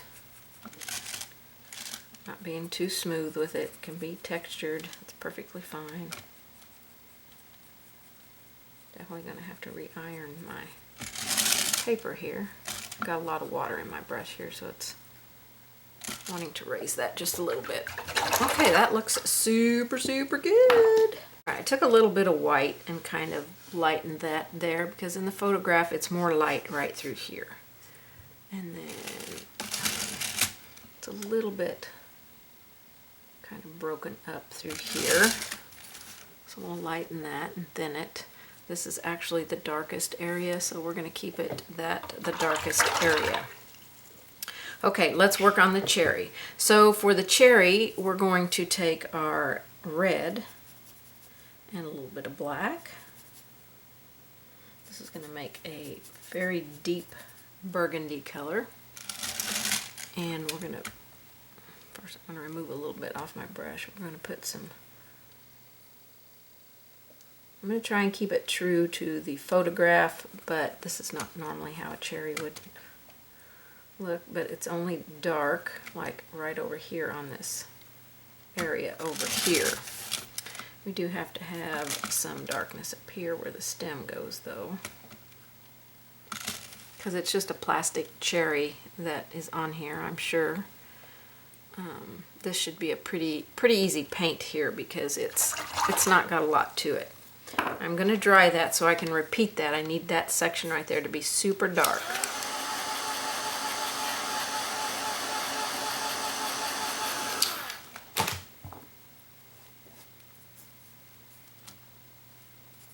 Okay, I'm going to get a little bit more black in my mix here. Make it a really deep burgundy. And we're just going to put it right here.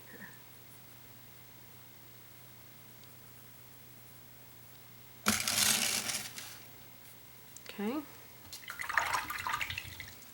Okay, now I'm going to make like a pinky color. So I'm going to take my, I think I'll use my warm white and my white, or my warm white, and my Tuscan red and make this pink value. And this is going to go up here on the top.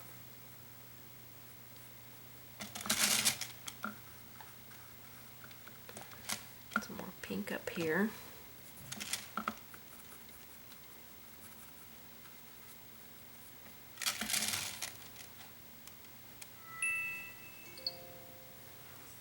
Okay.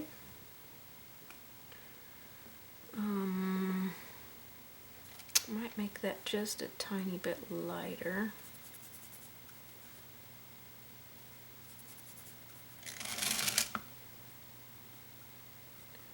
There we go, we can see that a little bit better.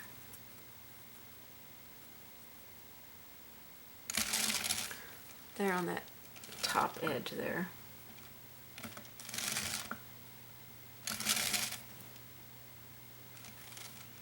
Okay, I'm going to add more white to it, and we're going to come across and start a highlight here.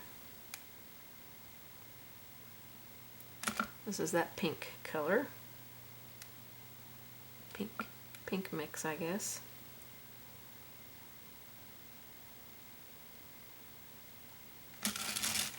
Okay, that's starting the little highlight on here. So let me dry that.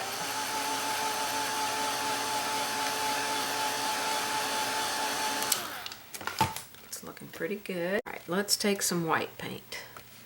And then we've got a big bold highlight here. A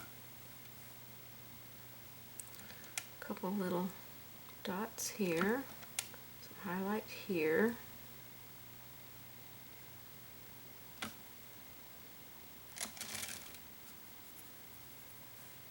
Okay, I'm going to lighten up that pink a little bit more, and we'll go a little bit lighter on here.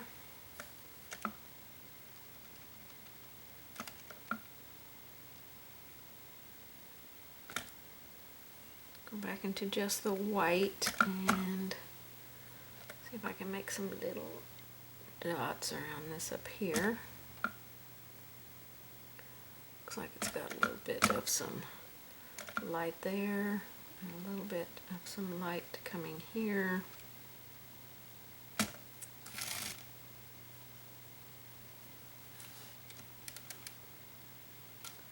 And we'll put a little bit along this edge.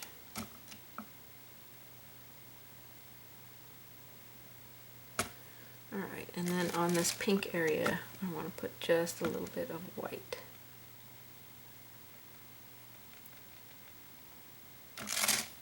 Make that a little bit brighter.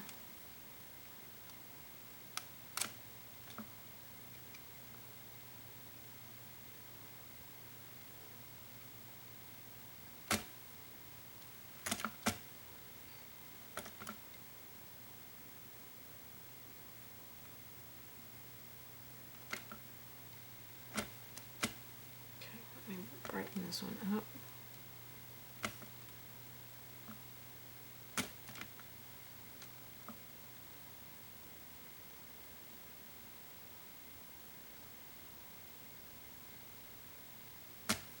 Okay. I want to put a little tiny bit of the red, just the red by itself, back here on this edge and this edge.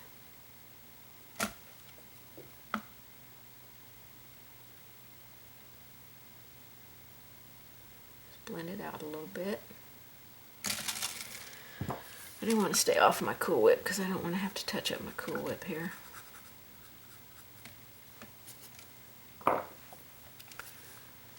Okay, and I feel like I need to shade underneath this cherry, so I'm going to do that with I think the sable brown, because I need to do it on top of the liquid part, but it needs to have more shadow under it.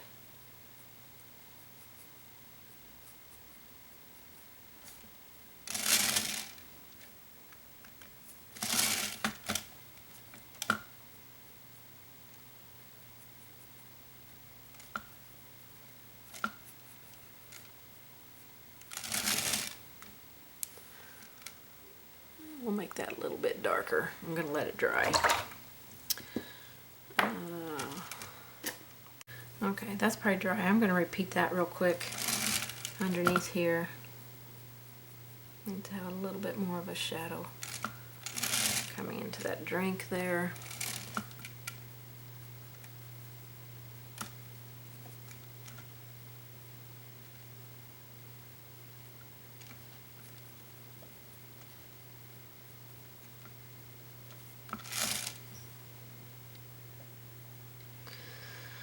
I think I'm going to add the tiniest little bits of black in here.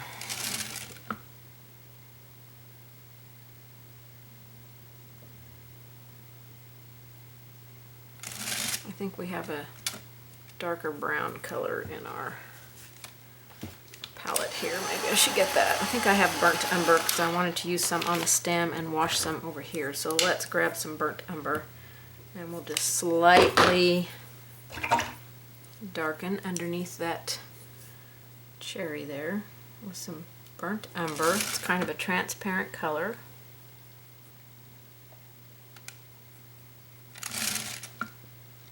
And I think that's going to help that a lot.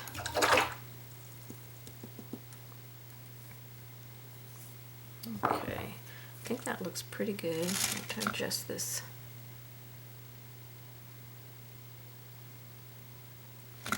edge of the Cool Whip there. All right, let's work on the stem. The stem looks to be, I don't know, a brownish yellow color. I don't know. I'm going to start by painting it in with some sable brown and light mocha mix.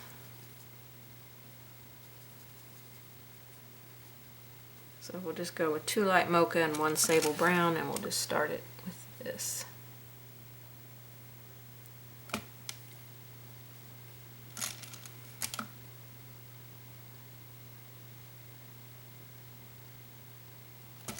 Okay, we just bring it all the way down into the cherry.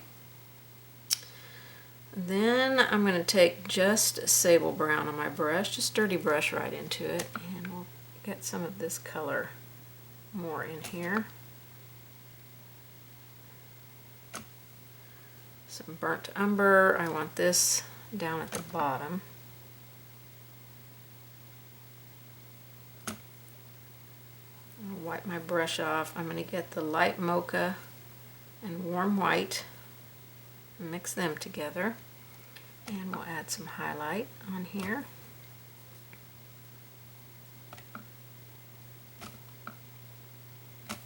I'm just going to put a little bit of highlight on that. Okay, I feel like that stem needs to be just a touch fatter, so I'm going to go down this side of it with a little bit mix of sable brown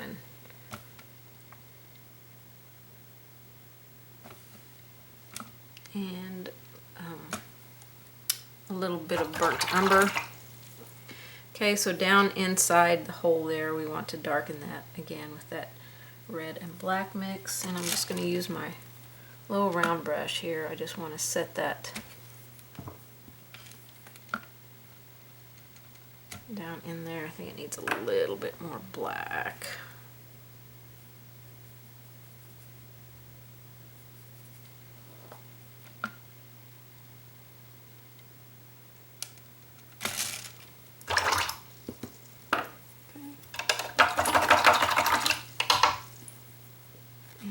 Go with some burnt umber here, just along this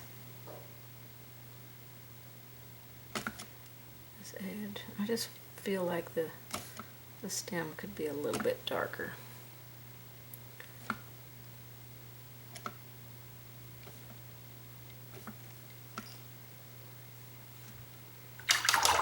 Alright, I think that works out just fine. So you're just going to play around with your sable brown, your light mocha, your burnt umber, add a touch of a little highlight, and then just, you know, make sure you put that color that we floated here on the very bottom of the stem. That makes it look like it's like way down into the cherry itself. Cherry stems are generally like this bright green, and I could have made a green one, but I'm trying to stay a little bit true to the photograph. You could add some orange on there, it would be fine, but I think it looks pretty good. I want to go over and wash this area here and a little bit here with burnt umber before we finish the cup. Alright, let's make a wash of our burnt umber. It's a pretty transparent color, so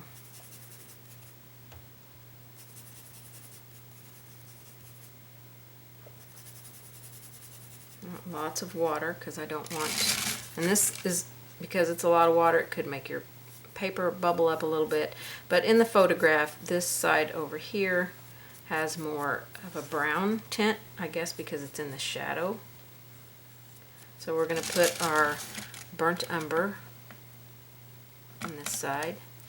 Now Hobby Lobby does have a paper that is brown, wood grain, but it was way too dark. I may have mentioned that already. So this side gets that burnt umber wash, and then it goes to, I don't know, about to here on this side.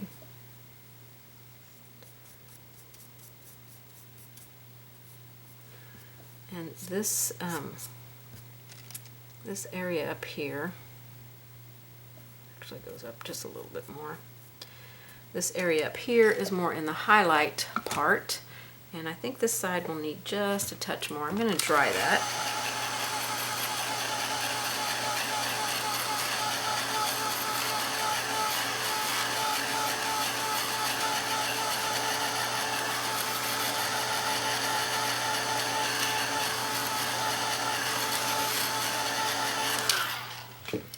Okay, so on the photograph here, it looks like there's a little bit of a shadow coming from the cup here. So I definitely want to get that a little bit darker underneath there, and I could add a little bit of black to that. But I think I'm going to add a little bit more of the burnt umber wash on here. And just, okay, that's pretty dark. Wipe my brush and picked up some water. Get this just a little bit darker. It looks a little darker in the photo.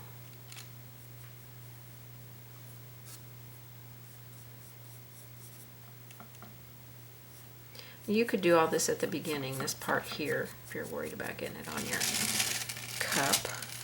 So that looks better there, so let's darken this over here.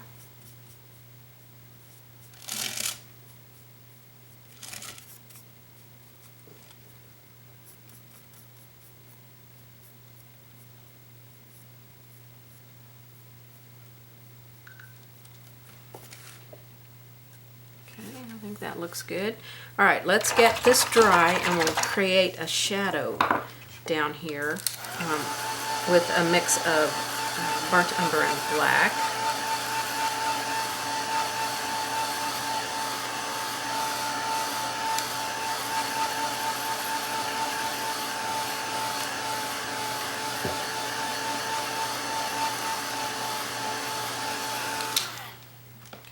Make sure that's good and dry and good and cool. So I'm going to take my burnt umber and black.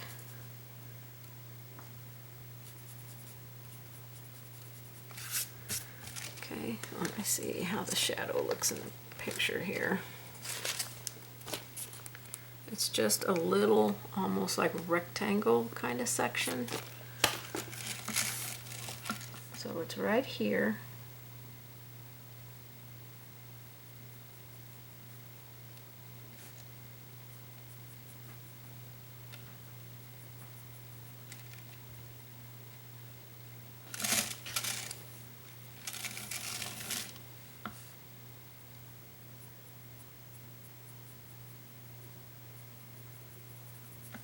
Taking the water edge and kind of softening out there where it stops.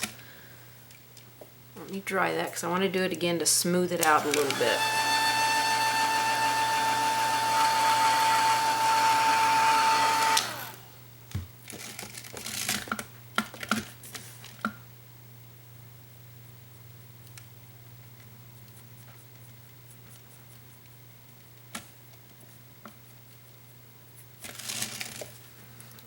Okay, that looks pretty good for the shadow, I think.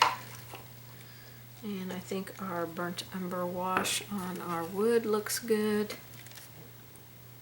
I'm going to leave it right there. I may want to darken that on the wood a little bit, but I think for now it's going to be okay. Let's finish on the cup. The cup's not going to require a whole lot.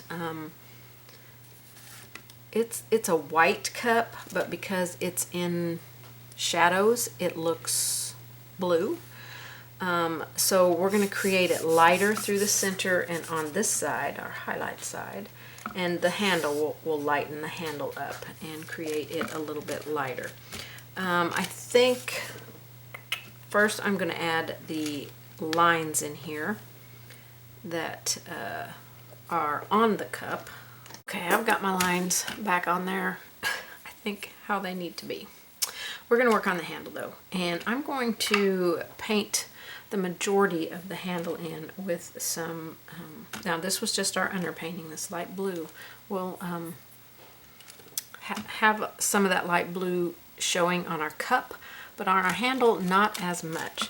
So we're going to go with the mocha, and I think I'll mix some warm white with it. Let's do an equal mix here of the two, and we're going to get our handle based in so we can add a little bit of shadows onto our handle.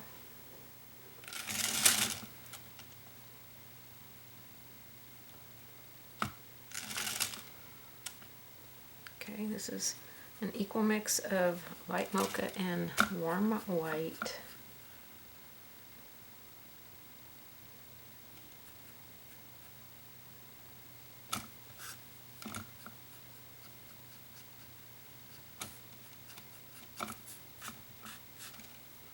Okay, I do want to see a little bit of the blue in here, so I'm not going to cover that up completely.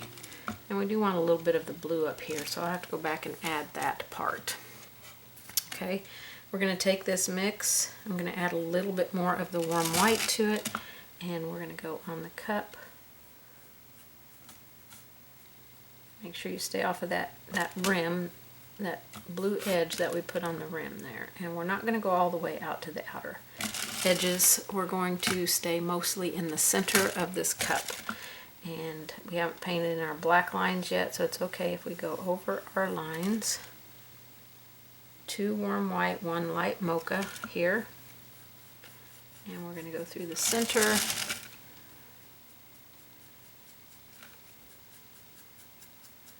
And bring it out towards our edges.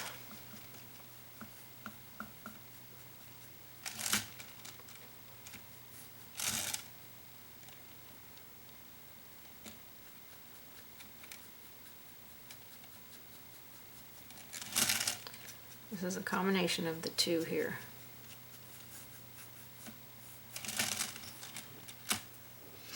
Okay, that's looking really good.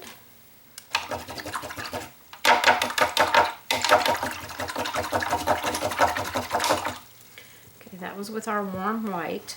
I'm going to put some of our open water back out here because we'll have to mix a little bit more of that light blue color.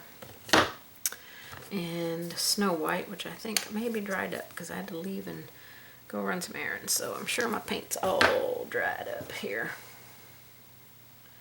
Okay, so I want to keep the outside more blue, so let's dry this.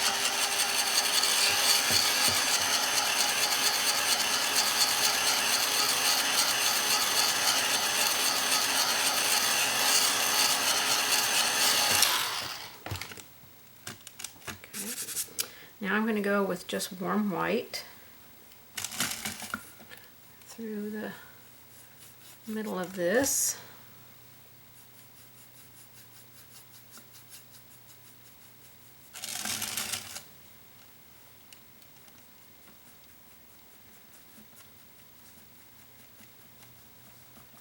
Keep a little bit of that mix kind of showing, so we're not covering all of that layer that we put in here up. And then on the handle we want to put the warm white on the edge of the handle here, and we'll bring some down from here. This area is more in the light part of the, where it's getting a little bit more light. This is the warm white. We'll put a little bit on the edge out here.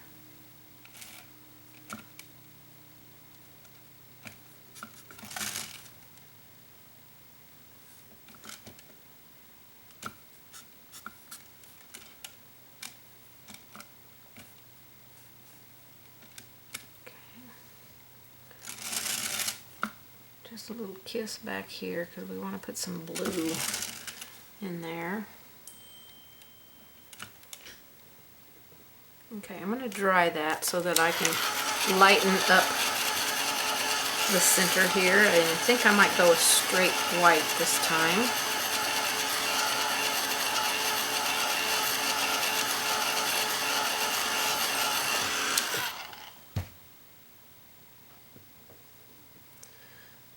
Okay, kind of got lost in my thoughts here.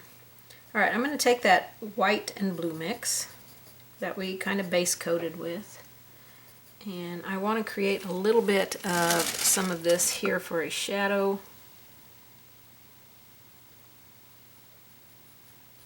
Just right through here, nice and soft. Don't let it get too dark. Okay, then we'll put a little bit up here for some shadow.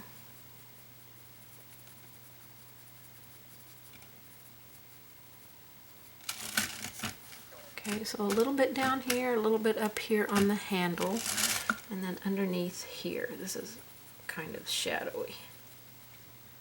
And I'll probably come back in and add a little bit of maybe some burnt umber in there to darken that. All right, we want to make sure our outer edges are where we want them to be. Shadowy ways. So a little bit of this blue for an outside edge shadow. We shouldn't have, as we were painting, we should not have covered up all of it, so we should still be able to see a little bit of it. So we'll just make sure that it's there for that blue area. Okay, I want to take some just white paint now and go down through the center. And a much bigger brush than what I'm using here probably will work best. We want the brightest through the center here. According to the picture, we're going to have a few little highlights on this other side, so I will go over this shading that I just put over here just a little bit, because it's got some highlight on that edge. And then most of this edge is going to stay dark.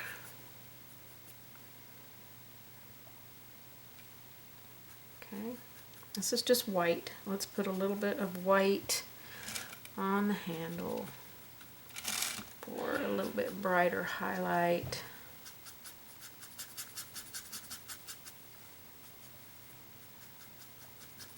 I don't got much paint in my brush at all. I'm going to blend it a little bit so it blends with that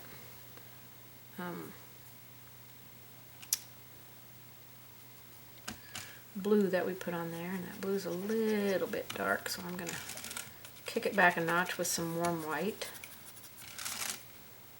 Okay, that looks much better. I'm going to do the same down here, just very lightly kind of dry brush over that blue.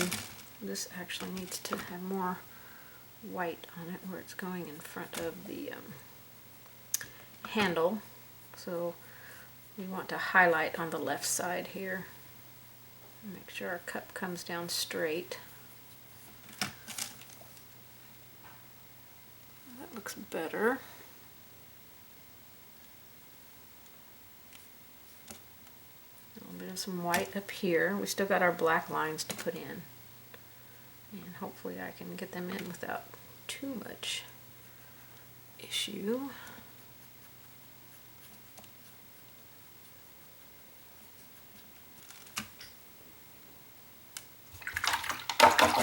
Okay, that's looking pretty good. On the handle, I want to dry it first.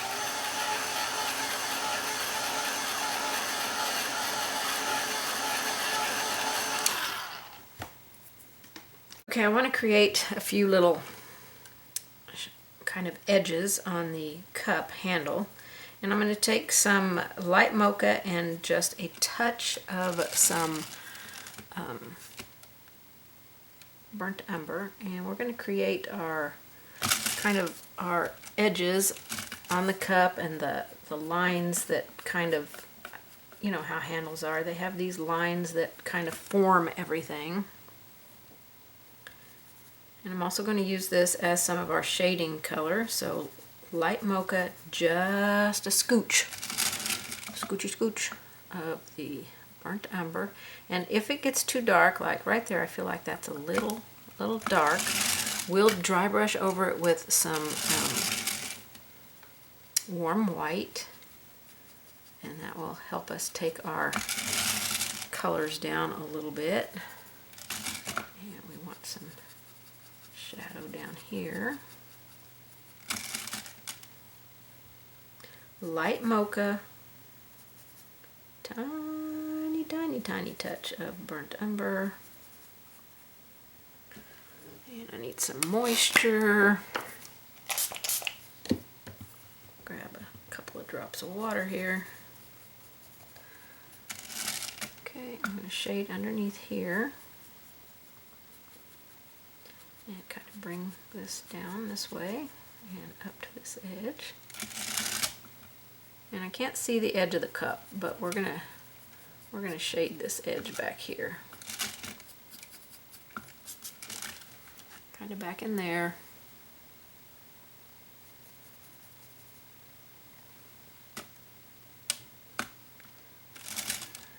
little bit of some shadow here.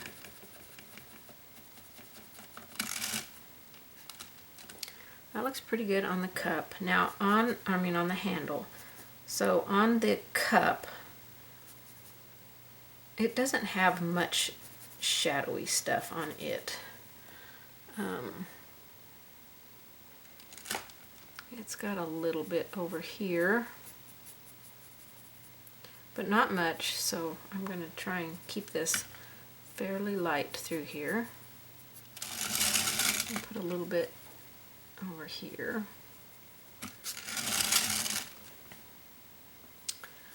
Just a scooch through here. We still got our black lines to put on. Just a little bit through there. I think I just wiped it all off.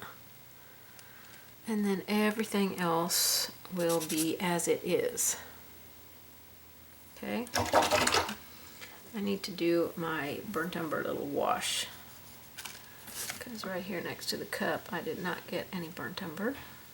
So I want to fix that.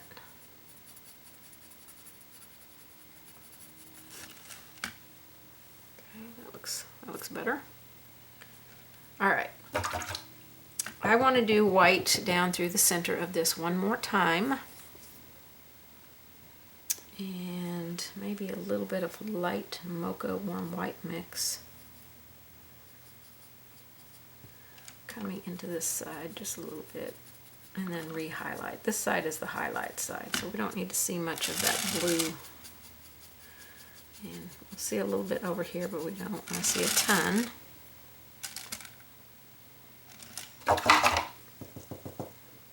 Okay, let me dry it so I can do my white.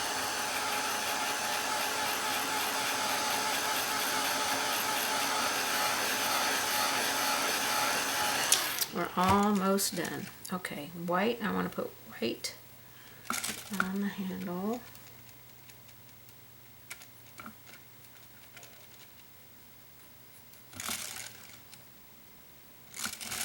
Okay, just where we can have some highlight in here.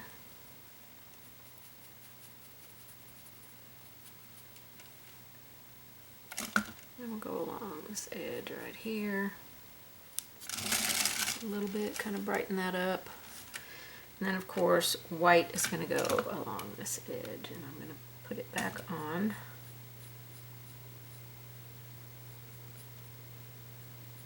My edge straight. I didn't really want it to go that far up, but okay, and then I do want to put it back through the center.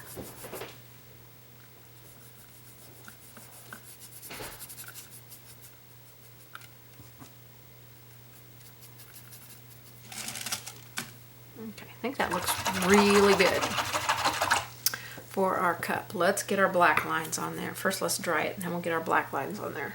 Okay, let's try to get those black lines on. I'm going to thin some black to inky consistency. I'm going to use my detail liner, I think, for the top line.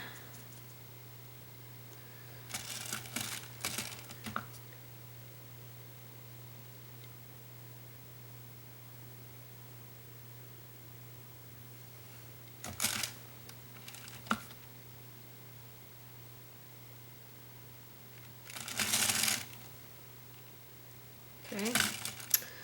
Then I'm going to use a very small round, a 1 round I think. That was a 10-0 liner that I used just right there. So I'm going to go to a 1 round.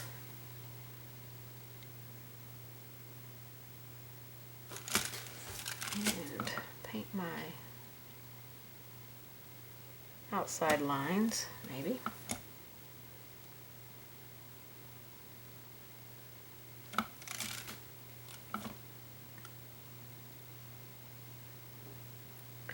They will get narrow as they come around the sides here.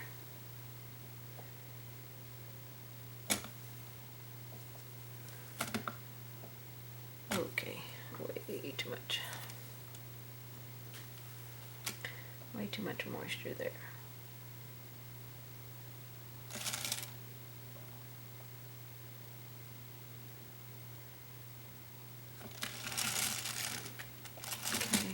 this one gets painted in.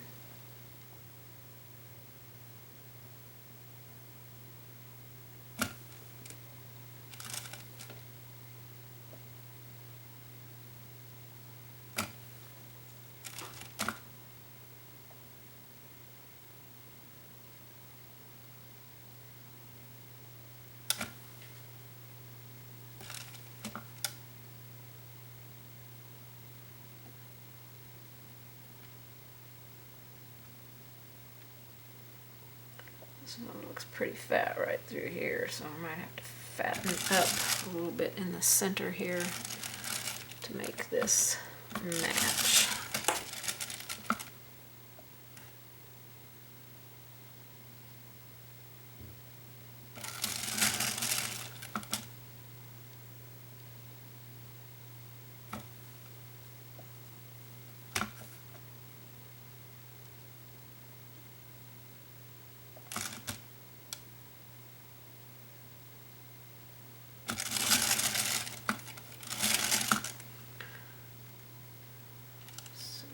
To get it wider over here.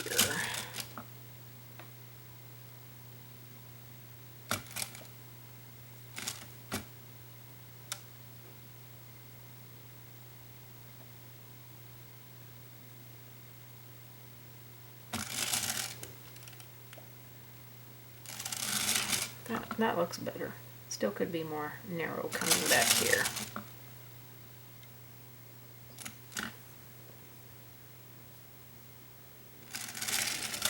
Definitely not perfect, but I think we can get by with it. And I really don't want to have to do this more than once.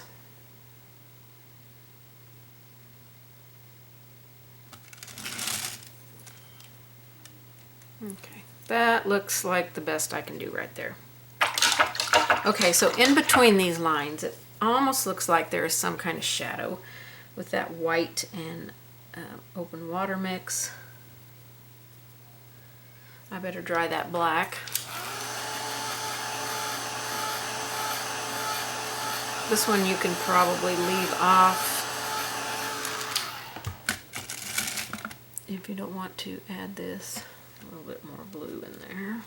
I want it to look like a shadow. Now this is how my picture printed out. So, you know, this may not be on here at all.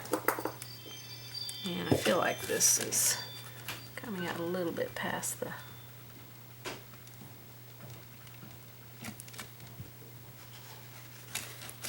Oh, got into my paper. Oh, no, that was just eraser stuff. I did kind of get into my paper there, so let's get the burnt umber and fix that.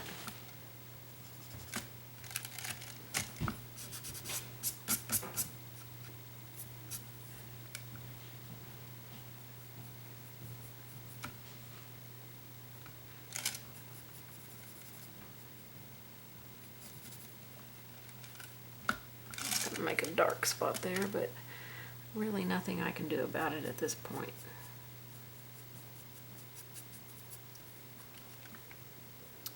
Okay, I think that's going to be pretty much it for this design. Get this line all the way to the edge here. Okay, that looks the best.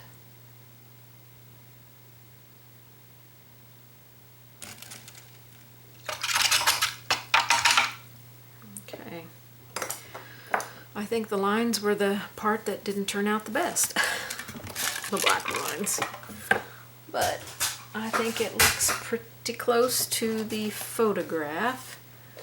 Let me put the photograph in here, so we can kind of see it together. Get that glare off of it. Not too bad, not too bad. It looks pretty close, I think. Oh, I love it.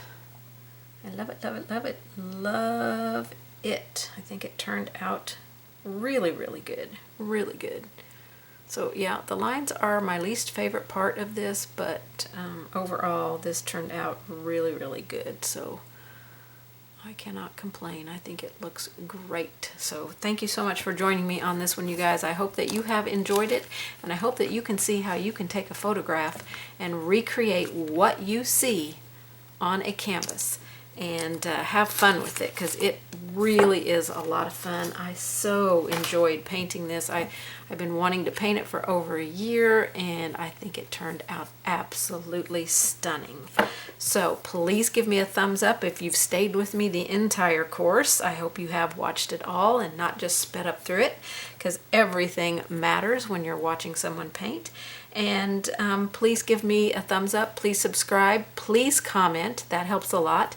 And please, please, please, if that hype button shows up in the first 7 days of this video, hit that hype button, because YouTube will put it out so more people can see it. And I really need more people to see my videos so I can continue to bring videos to you guys. So I will see you guys on the next one. Happy painting, everybody. Bye-bye.